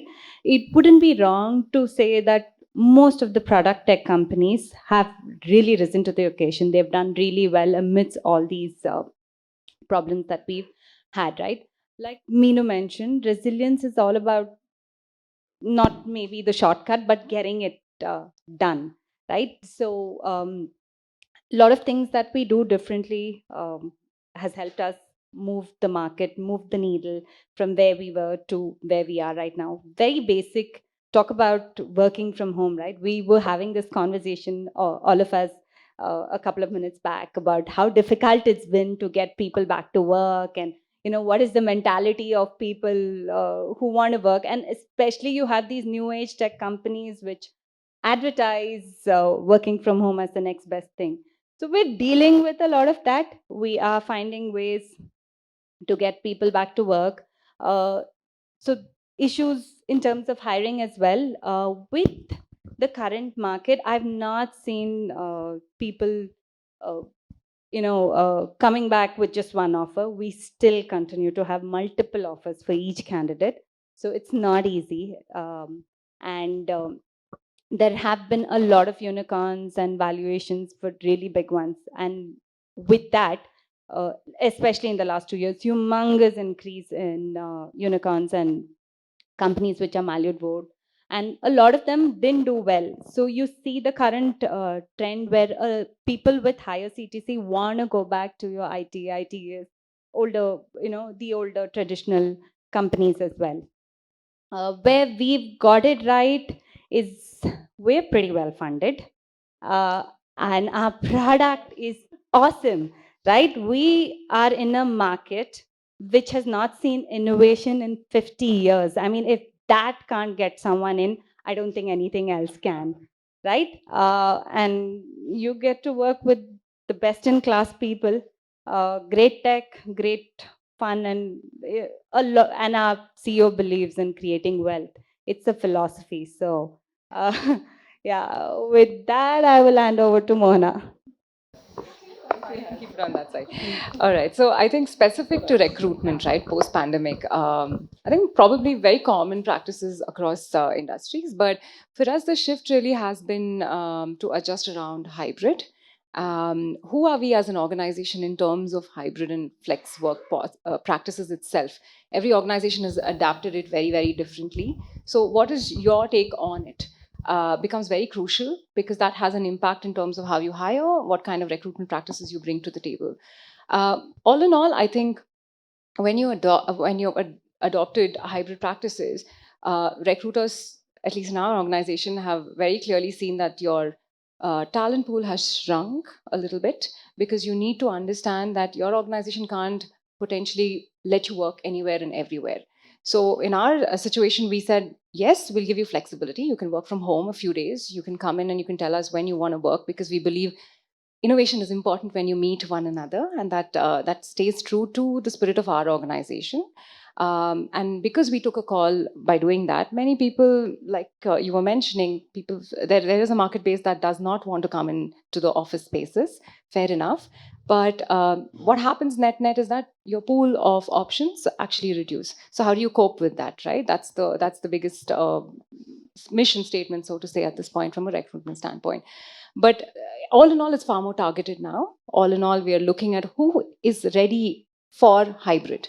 And that's really what you do upfront. And therefore, then you engage and then you basically bring them into the organization. The other aspect is the BFSI sector is so regulatory driven. It's so heavy on regulations.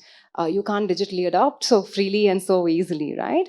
But in that scenario, I think the great awakening that has happened because of pandemics within organizations which were not allowing you to actually take Skype calls outside of your brick and mortar setups, you had no choice. And you had to go, rewire all your systems, all your risk capacities to ensure that people are fine, they're safe, and you're doing your business safely as well. So, like you mentioned, organizations such as ourselves are continuing, and we are very big. We have 27,000 people net. So they are continuing to do that.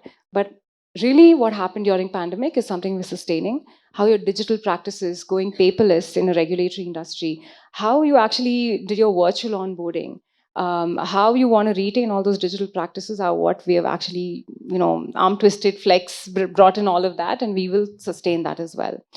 I think there was another point that I wanted to mention, which I've just suddenly forgotten.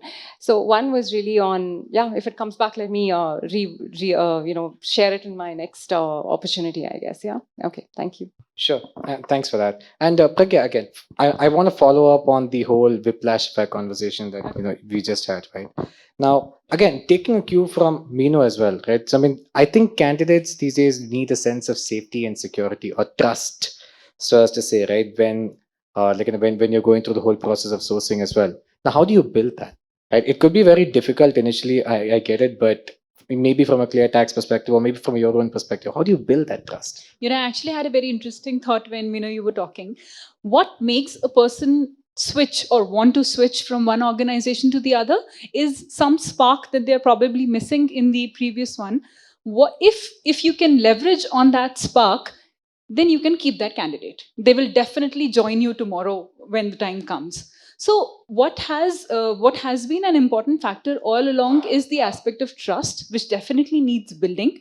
Why that is important is because job security is still a concern for that candidate. You've offered them, but they don't know tomorrow if you're going to need them or not. Role redundancy is much more in practice today than it was yesterday. So you have to allow them to share their fears with you if it comes to it, and also allay those fears and bring them in with the confidence that if I'm hiring you in, I really need you to be here. And if I need you to be here, I'm going to help you be the best that you can be tomorrow. It happens in terms of the assignments. So what we do at ClearTax is we engage with those candidates from a little before. It could be through some of the presentations that we want to share with them, some things that we want them to understand about the sector. From the finance aspect, still a taboo thing, for a lot of Indians. So we want them to understand those practices, those concepts. So we start engaging with them from before, which gives them the confidence that tomorrow, if I'm entering the company, even if I am not hitting the road running, I still have some sense of where I'm going. It gives them that confidence, and that is what is required by them tomorrow. Got it. And what about your existing employees? I mean, they are equally as important as well, right? Retaining them is again the need of the hour. I've seen instances where, when I've spoken to recruiters, they're telling me, "Hey, folks are asking me for insane comp increments these days," and they're coming back to me and saying, "I have no job security, so you either give me an insane comp increment, or you tell me what's my future like." How do you deal with the internal part of it? Productivity, is a buzzword these days. When we talk about productivity, while all of it looks very positive from the outside, what it does to a few set of employees is gives them a slight sense of fear in their position. Will I be able to come out as productive tomorrow for the company or not? That is very important. You have to, again, instill that confidence in the employees. And while what Moana said is very true, we have become a lot more comfortable and confident in having discussions around roles going redundant, people not being able to pull the weight that is expected of them. The fact still remains, you are laying a person off, right? So you have to, when you are doing that to the people inside, it is not easy. So for those whom you do want to retain, you better pull your socks up and do everything that you can for them, which means everything from development plans to their career successions, making them suitable for the job, even letting them fly when they have to, in the hope that they will come back because you've built that trust. So we have to do everything on the ground. We have to make it happen for them, definitely. Okay, bonus question. Has this become a lot tougher because when we're working from home and remote now?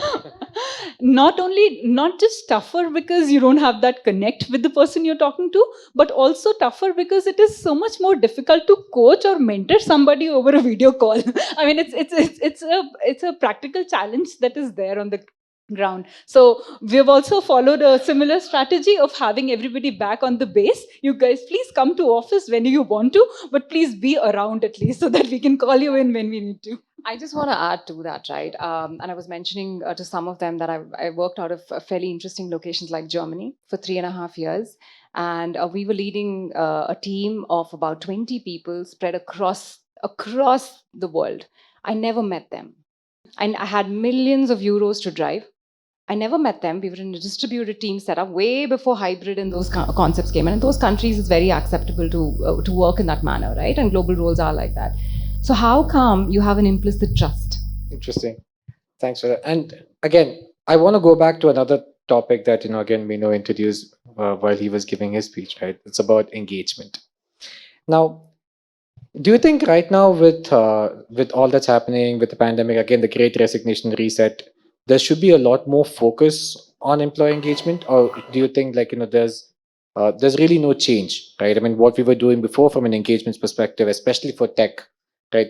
Is it the same thing that's continuing now, or do you think there's a change? Savita, I want to ask this question to you. I missed chiming you in initially. Thanks.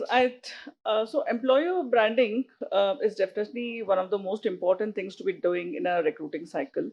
So if you look at the entire recruitment cycle, the four broad steps, if you categorize it as, the first step is the employer branding, recruitment marketing piece. The second is your sourcing, then is your interviewing selection, and then is your whole post offer process before you finally onboard the candidate.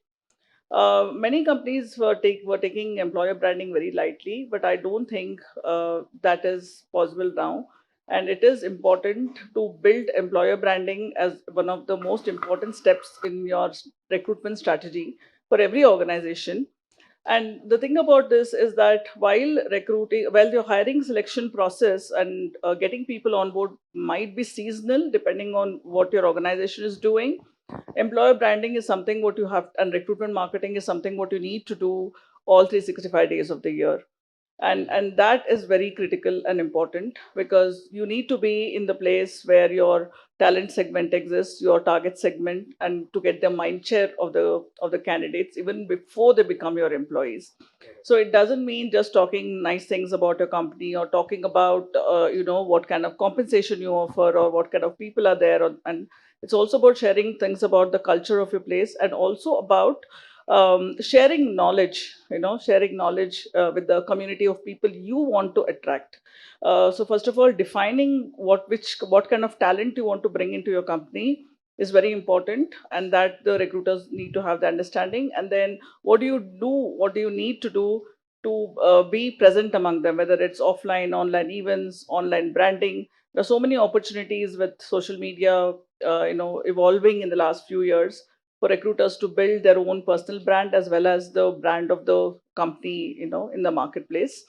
Just to give an example, one of the things that we do at ThoughtWorks that we do really well is this whole community connect. What we do, we have been running even much longer before the pandemic. I think in the last 10 years that we do knowledge sharing sessions with communities called Geek Nights almost every month, and it's been going on successfully for the last 10 years. So a lot of developers, the kind of people we want to attract, know about us long before they become our employees, or long before they even become potential candidates for us. And we do not talk about hiring, we do not talk of compensation, we just talk about all the cool things that happens in tech, and we share knowledge, we invite people to come and talk.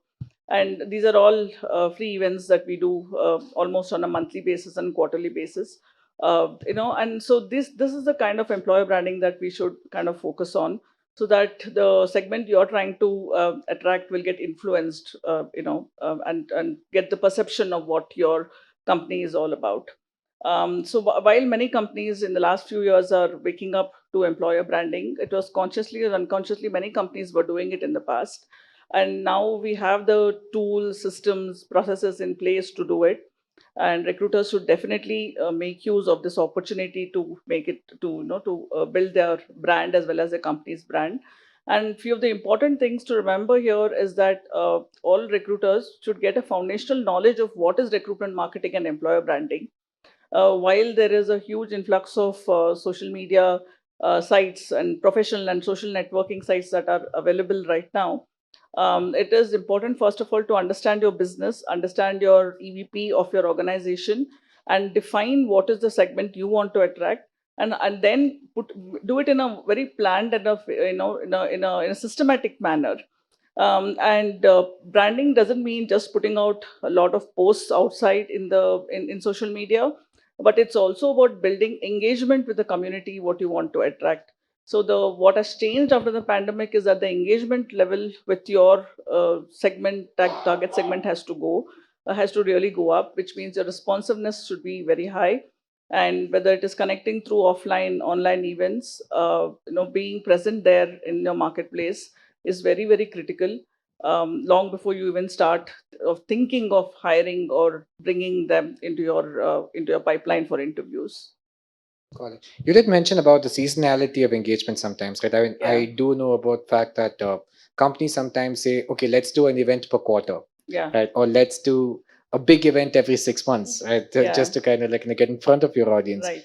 But you did mention about sustaining and doing this consistently. Now, how do you do this consistently? It will be difficult to scale as well, right? Yeah, but it's like little drops of water making an ocean, right? So while you may have one team which is focused on employer branding and recruitment marketing, or going behind doing this big events per quarter or per monthly or whatever works for the organization, it is the recruiters on the ground who should be out in the marketplace every day, even during it's not just about filling a requisition anymore. Even if you're not filling a requisition, you need to be present and nurture the talent what you want to hire tomorrow. So making use of everyone in the organization, including your employees, is very important. A lot of organizations, and we are one of them, where we ask our employees, to go out and post even our referrals. They can crowdsource referrals as well, and that has worked very well for us. Logistics, it is hard. I should say it before, but but yes, it is difficult. But yeah, but then it does help. There are a lot of out of the box ideas what is possible to be done. And so employer branding and recruitment marketing should not be the focus of only one set of people. You cannot outsource it to one team and say that, okay, now you are responsible and you have to carry the responsibility of employer branding. While they are the primary drivers, I think the entire organization should come together, especially the recruitment and a talent organization, to live and breathe the brand day in and day out. Yeah. And just one last question from that as well. So, what do you think creates a bigger impact? The organization branding itself versus, I know Soumya spoke about the CEO's brand also making a big Yeah. impact. So, organization versus, let's say, your CEO's brand and reputation being high versus your employees themselves, right? Because I see a lot of companies follow this practice wherein you get your employees to be as active on social or go on the ground and talk to your developer crowd as well very often. So which do you think is more impactful, or do you think all three are needed? Yeah, I think all three are impactful, and it depends on what maturity level the organization is in. Supposing if you're a startup or you're new in the market, then the persona of the CEO makes a big difference, right? And marketing that person out makes sense. Whereas for organizations that are mid-sized or large, who have established presence in the market, using all the three channels, where your employees, your talent acquisition function, as well as your CEO and your leaders in the organization, makes better sense. Yeah. Got it. And maybe one last thing as well. I'm sorry, I think I'm asking you a lot of questions, but there are a lot of playbooks right now in terms of employer branding and talent engagement as well, right? Is there anything non-traditional that you can think of, like anything that's not been tried and tested before, but something that's novel that's coming up, which is equally impactful? No, interesting question, I should say. Yeah. Well, this what we have done and what we thought about in where we I don't think it's something nobody has done it, but of course asking your prospective candidates who are to join you to go and write a few good things about your organization before they join on your recruitment process, or going and giving some good feedback on Glassdoor, which I think most people go on to before they join an organization, are some of the things that can be done, which was not done in the past. And also taking help of your employees to crowdsource employee referrals. That is also a good thing that can be done. Got it. Thanks for that, Savita. So moving on, the next one's for you. Now, again, going back to the current situation that we have on hand, right? I think when you think about the pandemic, when you think about the Great Resignation, there should be some emphasis on the fact that the rules of engagement with candidates probably should change, right? I've seen a lot of companies talk about shortening the entire interview process, right? And I've seen a lot of companies do the exact opposite as well, saying that it's even more important now to hire the best candidates. So I'm okay lengthening that cycle. Which do you think is a better process? I mean, do you think we should be in a position to shorten this entire process, make it easier, or do you think we should get a little bit more stricter and ensure that in order to hire the absolute best candidate, it's okay for the process to go longer as long as they get the best fit? Yeah, no silver bullets here. So I think a couple of things come to my mind, and there's also an honest confession probably right in the middle of it, which hand on heart, without stereotyping, I'm sure many people out here would agree with. I think I don't think longer interview cycles are an option. As in, I'm not saying you cannot do it, but I think if I have to be as accountable for business as my leaders, I don't think that's an option. As simple as that. I think the show must go on. The work has to happen. And if there are people required to make that happen, especially with the Great Resignation, folks are leaving, then we need to be able to sort of throw super good people on the problem as soon as possible. Last couple of years for me essentially have been Flipkart and Teachment. Flipkart, where we always had intense competition from an e-commerce perspective in the market. And the onset of the pandemic actually just led to a complete blow up in innovation, with 10-minute deliveries and stuff like that, right? So it's all over the place. And Teachment, which is super early stage, we are still discovering the product market fit. I think we need people now, so yeah, please apply. So yeah, so I think. I think the short answer to the question is at least that's my vantage point. I don't think longer cycles are an option. So from my standpoint, it's really been a push to, again, go back to the basics. I think look at skills that we're looking for and how do we make sure that we go from point A to point B as soon as possible. And by the way, I think the other piece that I will call out is that just by virtue of virtual working over the last 2 years, cycles did get prolonged. As in what was easy for me to actually logistically bring a candidate on site and essentially make sure that I finish off 4 to 6 interviews in a day, now became essentially 2 weeks because either the candidate is not available, my interviewers are not available, etc., etc. So I think, so for me, it's been a massive push on hiring managers. I think coming to quality, I think the honest confession, hand on heart, is that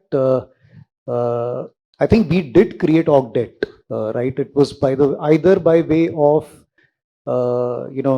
minute nuances or compromises in talent that we were hiring. So I thought X profile would fit, and I know because of the scarcity of talent in the market, I think many folks went for X-1, right? So I think that did happen. Or if that did not happen, I probably paid X talent 2X of what was supposed to be paid. I think on both counts, we ended up doing certain stupid things, which were quite the need of the hour. I think the trick lies in being able to acknowledge it and I think being honest to it, know the org debt that we've created, and know that as things settle down, now is the time, and we have the next 1 or 2 years to probably be able to fix that. And that's where I think a lot of the tough conversations will probably need to happen as we go along. So I personally think it's both sides. I think I think short is definitely desirable. The show must go on.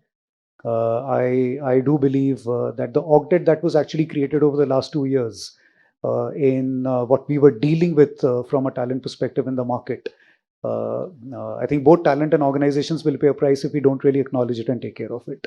So those are 2 things that really come to my mind as I think about this statement. Got it. But where all do you think we can optimize that entire hiring? Oh, Soumya, you wanted to add something?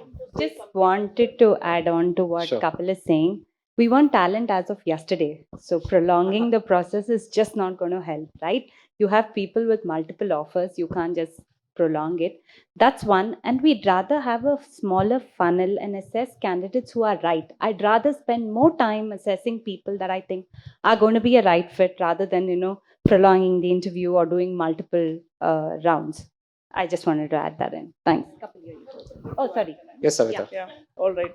Yeah, this is an interesting thing to say. A lot, I have a lot to say, but I'll say less. So, so what I'm saying, it's not about the length of the interview process or number of rounds of interview process. I really think you cannot make it so short that it cannot become like a speed dating thing. But at the same time, it cannot be that long itself. So the important thing for organizations is to define the competency. I've always seen that a competency-based interviewing process is the best thing. Whatever roles or grades you're hiring for, you define the competencies, you know what exactly you want out of your candidates, you know what exactly you want to interview in a first, second, or third round, and then make it more candidate centric and as a friend, and value the time that the candidate is spending with you, and then assess the candidate, because we cannot make it so short that we are hiring people who don't fit into your organization, right? At the same time, evaluating the right things, that's what I would say is very important. It's not the length of the duration or the number of rounds, but knowing what you want is very critical here. Got it. So the emphasis has to be on really knowing what you want and what you and value. defining it, right? Yep. And letting the people who are doing the interviews know about it, like what to hire, what to interview for.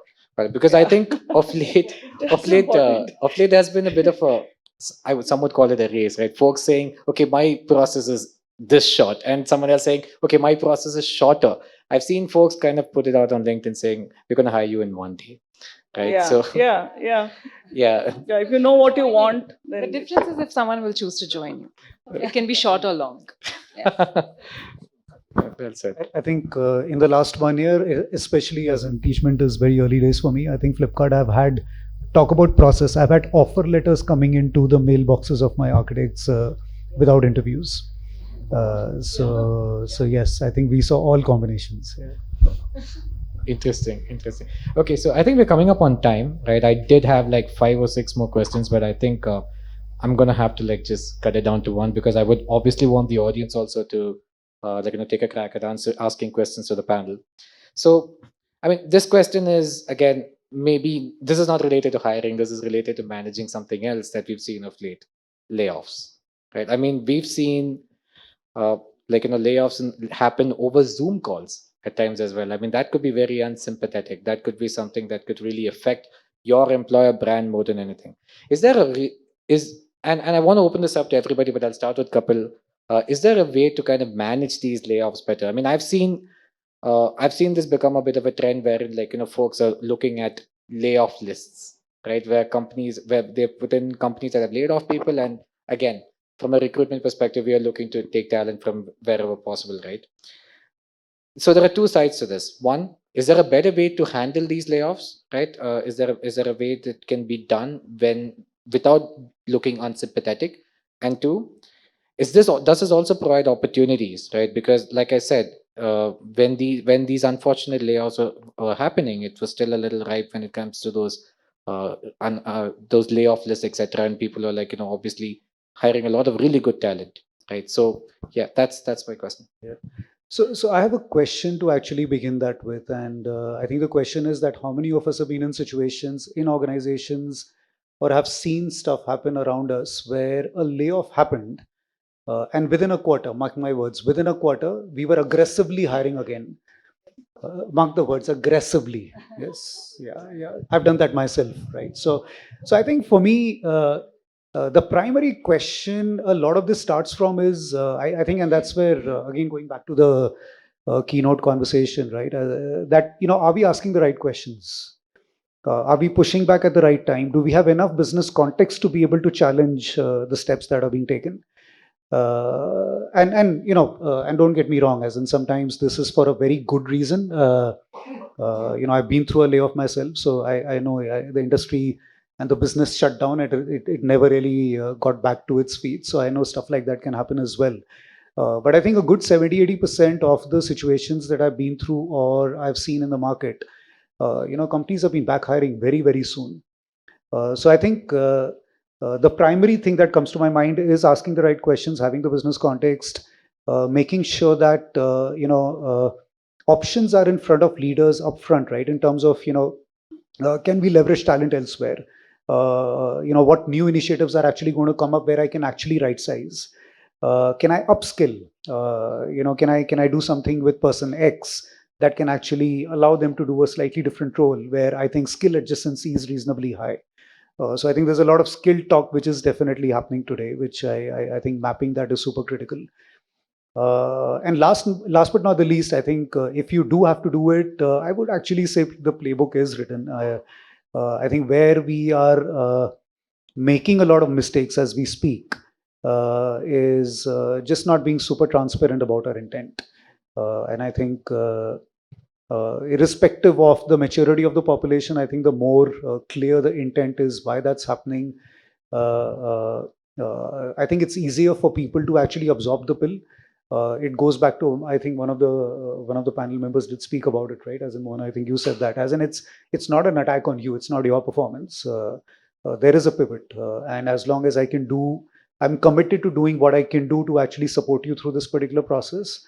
I think people will gradually come around, is what my belief is.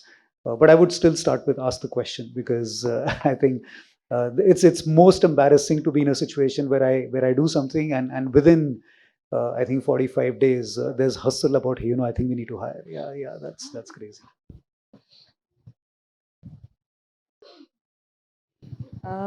So when you spoke about layoff, there's this one movie that I just remembered. I think George Clooney in the air, up in the air.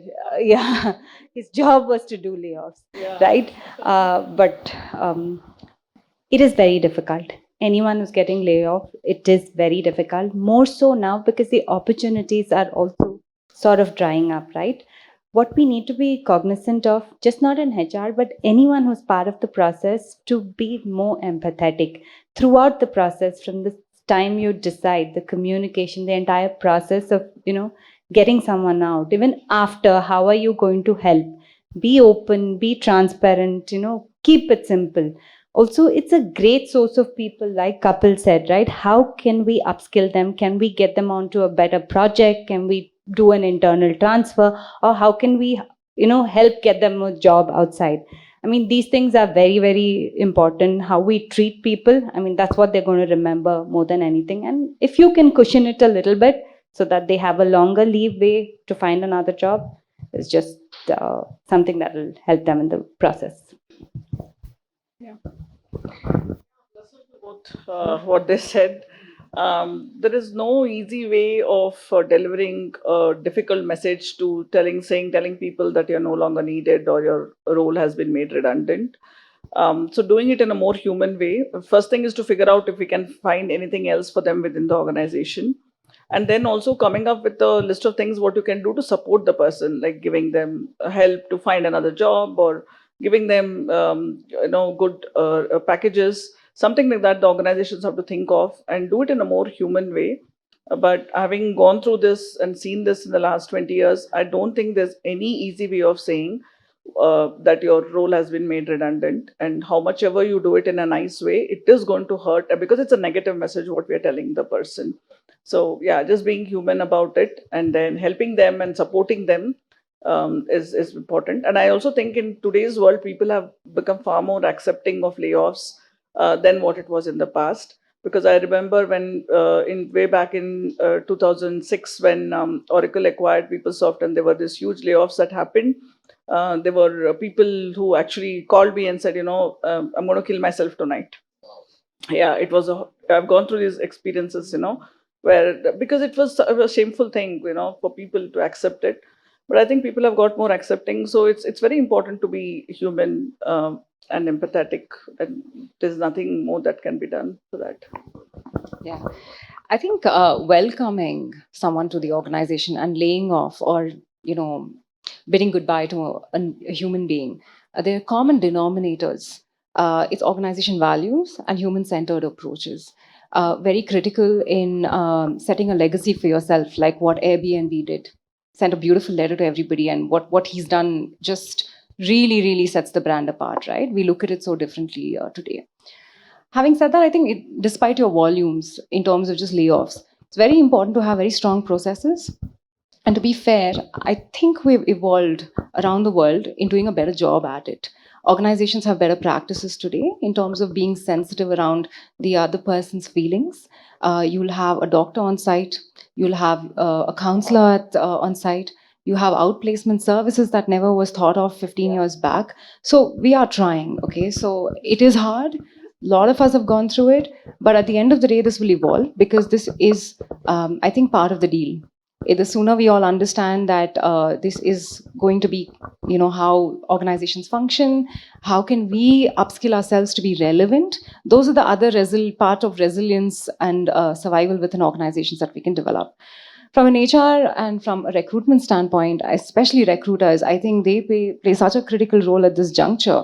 Sense of urgency to redeploy or repurpose people who have been made redundant becomes super critical. Having a heightened sense of emotional intelligence and empathy becomes super critical again for the success of the larger organization itself. So I think there is so much that organizations are trying. We need to be positive, trying to avoid losing people in this manner where we keep repurposing, right? So it is a story of partnership. And yes, it's unfortunate, but it is a reality as well. And also a good time to learn from all of it, so that we don't have to repeat something of this sort again in the future. When we talk about layoffs, the first instinct of the organization, the managers, is, I'm just doing this to make the teams better. I'm just doing this so that we can be more productive tomorrow. We can be a lean team. We should have thought about this before, right? So that's the question we need to be able to answer tomorrow for ourselves and our teams. All right, thanks everyone. Now I'm going to open up the audience for questions. So please feel free to address the question to anyone in particular, or you can address it to all of them as well.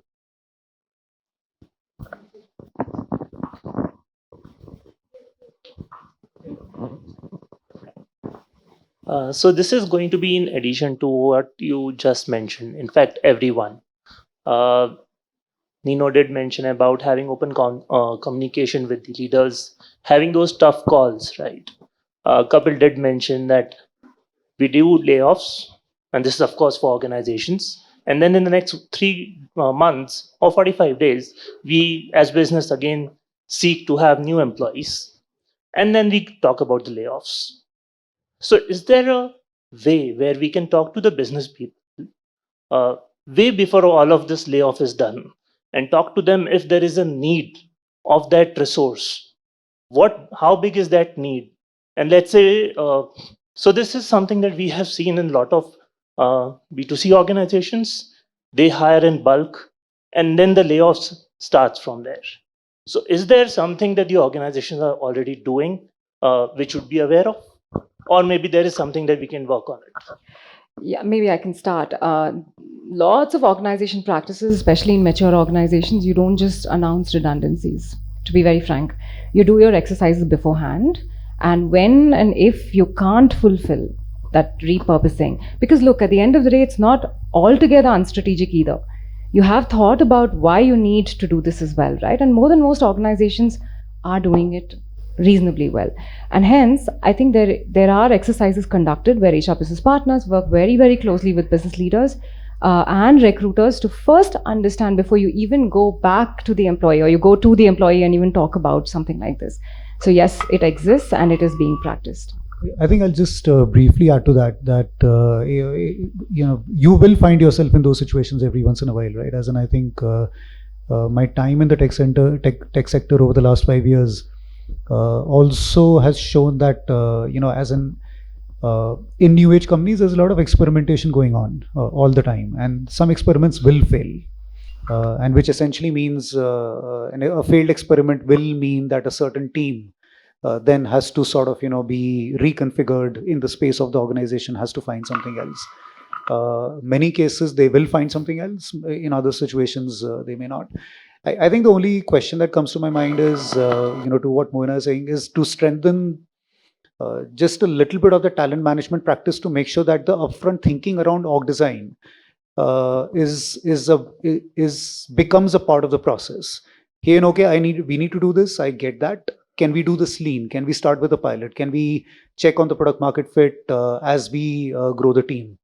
Are we celebrating success too soon by suddenly saying that I need to hire 50 sales folks? Or can we wait to see success in the market, maybe in a couple of locations before we really beat the drums and say, hey, let's go wild. So I think, and by the way, as in containing that is not super easy, not always. But I think my sense is there is a fair amount of sanity in leaders and industry today as well, because every time a layoff does get announced, I think it sticks with you for a long time, right? So, as in, I have a couple of colleagues, who work with me in the organization, and I think they know for sure that it just becomes very, very difficult to hire back in the organization. So I think. As long as the conversation is sane, as long as you're going to and approaching the conversation with solutions in your mind and not necessarily just challenging and posing problems, I think it's not super difficult to get folks see a different point of view. Philosophical note, I think. So, it's the dark side of capitalism. We want to be this industry that's going to create a lot of wealth. We should also see that there is a dark side to it, right? So we should, I think it's inevitable that layoffs do happen, even with the best intentions of not doing it. Okay, first of all, thank you, Hackerearth and the panelists for sharing the great insights. I wanted to know that the contract software staffing and technical hiring, how much percentage is happening in your organization, and do you see that there will be a growth, like after the pandemic there has been a shift in terms of full-time hiring to the contract software staffing? So how you see this thing? Yeah. Well, in our organization we do a very small percentage of contract staffing, and I also think contract staffing in many companies doesn't work very well. Culture, I think, is a culture thing in India that everyone wants a full-time job, and people are not accepting. And if you're a smart, well-educated and candidate, you do not want to take up a contract job. Everyone wants to hide behind this full-time offers. So finding good talent through contract staffing is hard, and I think that's a mind shift change that should happen. And then if that does happen at some point, then I do think it is good to it'll be a good place to source talent and have hire contractors. Interestingly, at Clear, what has worked for contract hiring is not engineering. Contract hiring has been a very successful bit outside of engineering in the tech domain, but outside of engineering, because we've been more accepting of freelancers, we've been more accepting of the talent they bring in. With respect to engineering particularly, contractorship has been limited to the smaller odd jobs wherein we would not want to have a full-timer. We would not have the need of a full-timer, but we would still need those jobs done. So yeah, it has been limited, but I think the market will open up to that in the rest of the functions, definitely. I think a quick point to add, no solutions, I think, but a challenge to all of us and to Hackerearth as well. So I think gig is super unexplored. I think while the world is moving in that direction, I think the fact that we need to hire people with a 3-month cycle, onboard them with another 3-month cycle, and then get them to be productive so they write good code, which actually allows me to build good features and launch products, I actually think is an archaic concept that we are unable to react to. So I think I saw this statement out here, right? Crowdsource innovation internally. So I think so I think there's a phenomenal idea out there, and I think there's an opportunity for all of us to partner with organizations to really see how we can actually leverage that a lot better. So yeah, that's just something which comes to my mind. I've not been able to successfully push this with any of my engineering teams. Yeah, so. The question is to the panel. So over the past couple of years, companies have given employees the liberty to work from home, work hybrid.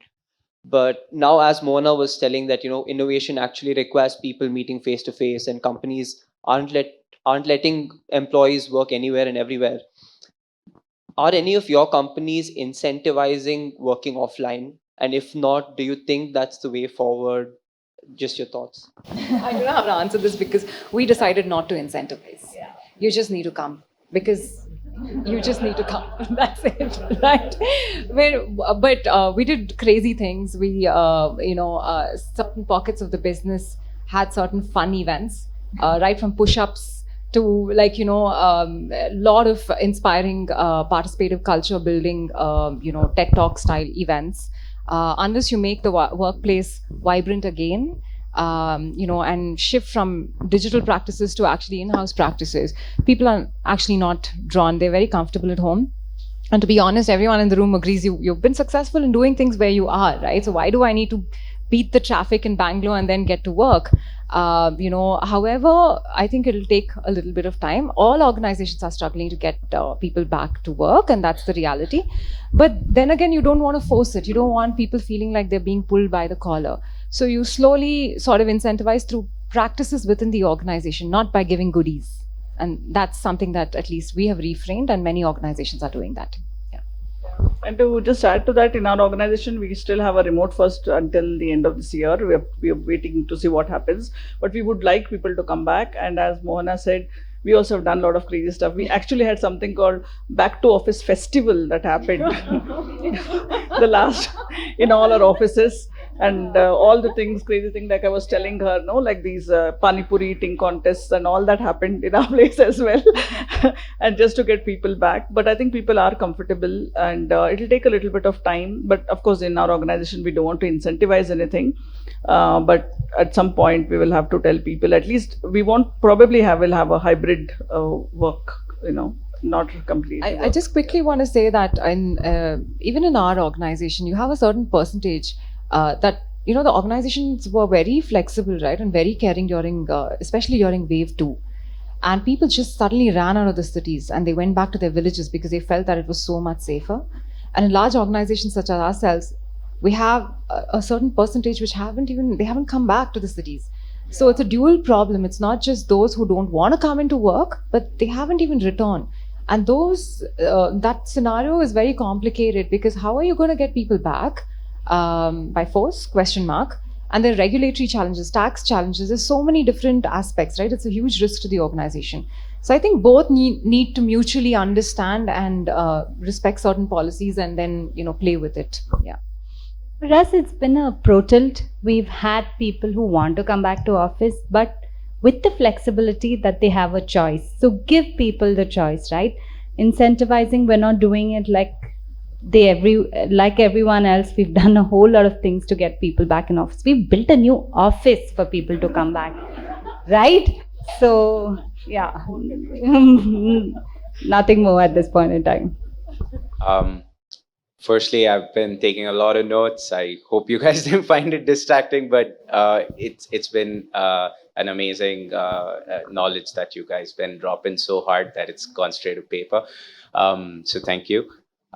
It's a question that might reveal your secrets or something like that. So please don't mind me asking it. I'm trying to understand how you guys actually structure your tech hiring team. So do you guys have a formula, some ratios you're using, or if you have to build it up from scratch, what are you looking for in the people that you hire? Are you hiring people who are, come with prior experience in tech recruiting, someone from the agency side? Or like, what are you actually looking when you're trying to build your tech hiring team?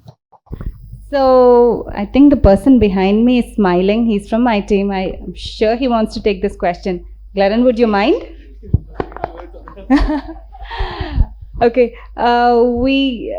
Recruitment team, we have leads, and we have people who source, and we have people who schedule, people who manage the entire candidate experience, data analytics, and a whole people who are creative. It is not one stereotype of people, like Mino was saying in my team as well.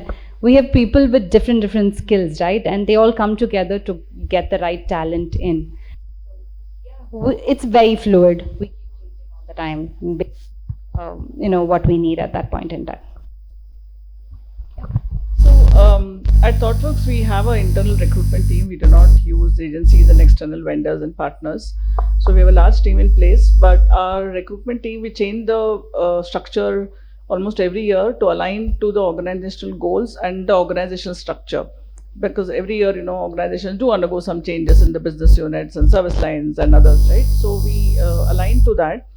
So typically, we look to give recruiters more time and bandwidth to source and talk to candidates and pre-screen them and bring in the right talent. But giving recruiters time and space to talk, because these days recruiters have to be talent advisors. They're just not filling a rec or pushing paper from one inbox to another. So it's important that they get the bandwidth and not get sucked into all the administrative tasks.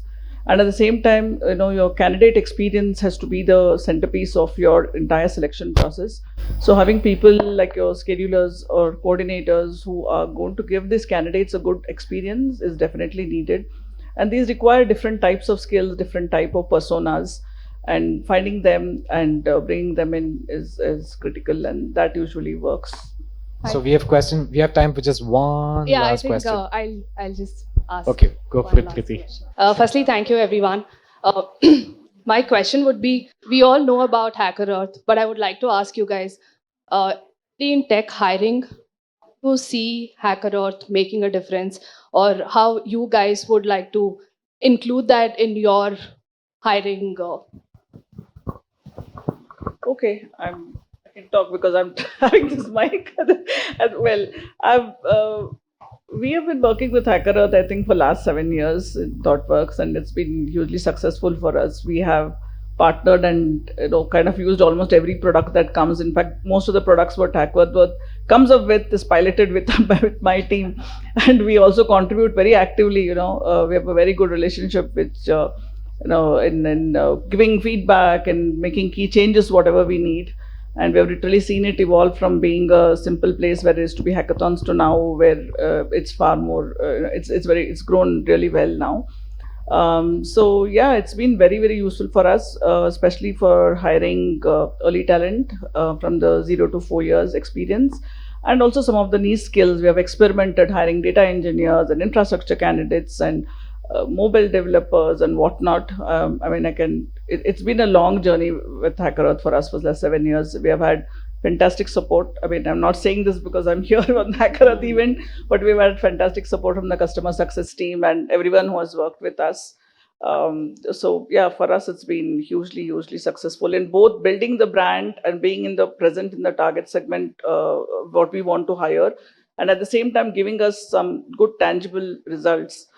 Because that is very important year on year. If I have to get budgets from my finance team to keep working with them, so it's been a good. I think it's been successful for us, very successful for us. Actually, Hackerearth has worked brilliantly for hiring freshers, especially I was talking about reducing the funnel. This has helped us. We have saved so much time having these assessments and consistency, right? Everyone goes through the same assessment, whether you're a tier 3, 2, 1, right? So Hackerearth's been very, very useful in that sense. We've used it mostly for fresher hiring and lots of it, not much for lateral though. The plus, especially when our employees come back and tell us, why are we not using Hackerearth for this round, that round? As a reminder, yes, we will. We are getting to that.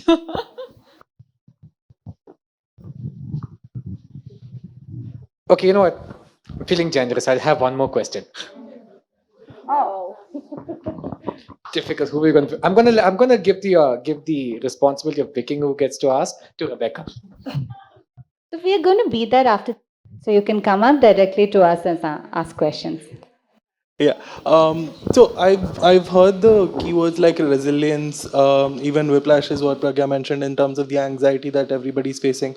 One thing we're all keeping it aside is how much of a mental stress that all of the pandemic and the great resignations happening, not just on the candidates, the employees, but also on the recruiters on a regular basis. How are we, or what are the different organizations doing it? Soumya saved because I know what's happening at TechYon, but the rest of the panel can probably answer of how they're taking mental health as an importance and what they're doing about it. For recruiters? The last year I was telling one of the business leaders that, recruiters need a therapist on speed dial because the kind of problems that we have gone through, I think recruitment by itself is a very stressful job, pandemic or no pandemic, and all of us agree with that. Tech, IT, non-tech, whatever, downtime, no downtime, everything is a stressful place. So the important thing to do is, to ensure that people have a good work-life balance. And the second thing is for the recruiters in the team, you have the leads who actually sit down and discuss and talk to them and hear them out. It's not, and just not throw the numbers at them and tell them, you have to hire 10 people. How do you help them hire these 10 people, for example, right? How do you walk the path with them and help them and support them where they feel, where they need help? For example, talking to a difficult candidate or talking to a difficult stakeholder, being present with them and helping them, walk that path is very important.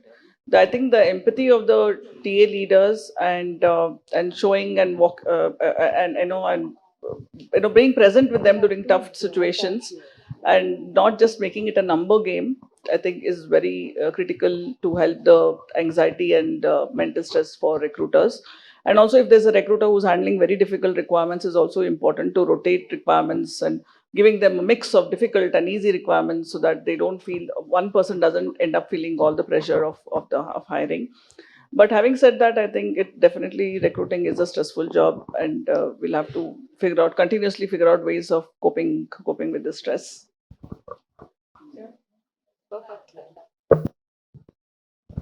I think takes me back to the situation approximately just year and 3 months back.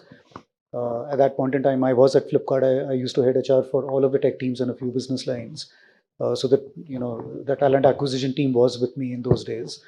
I know that when 2020 pandemic hit, we sort of went on to a hiring slowdown to almost no hiring. So the TA team also kind of in terms of its strength sort of kept coming down.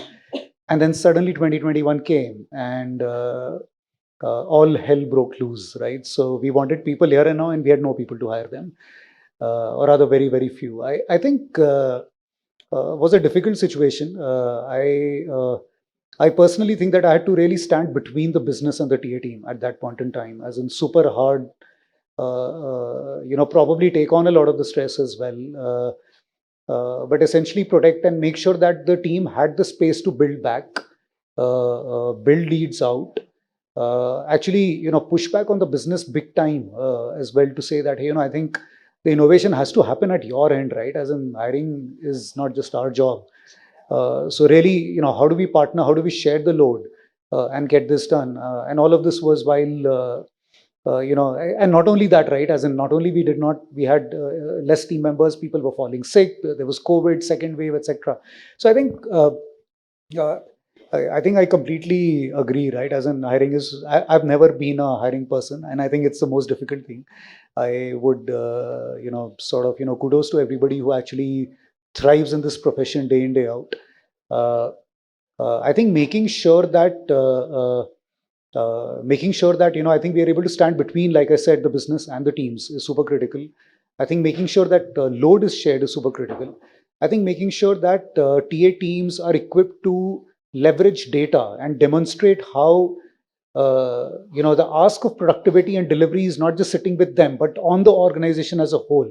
I think a point that you also made, in terms of how's data leveraged to actually sometimes be able to mirror back and say that, I think a long interview process is not necessarily my problem, right? As in, how do we fix that?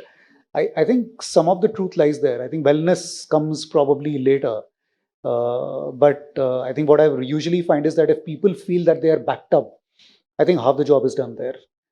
Then you don't really need too many wellness programs and stuff like that. Yeah.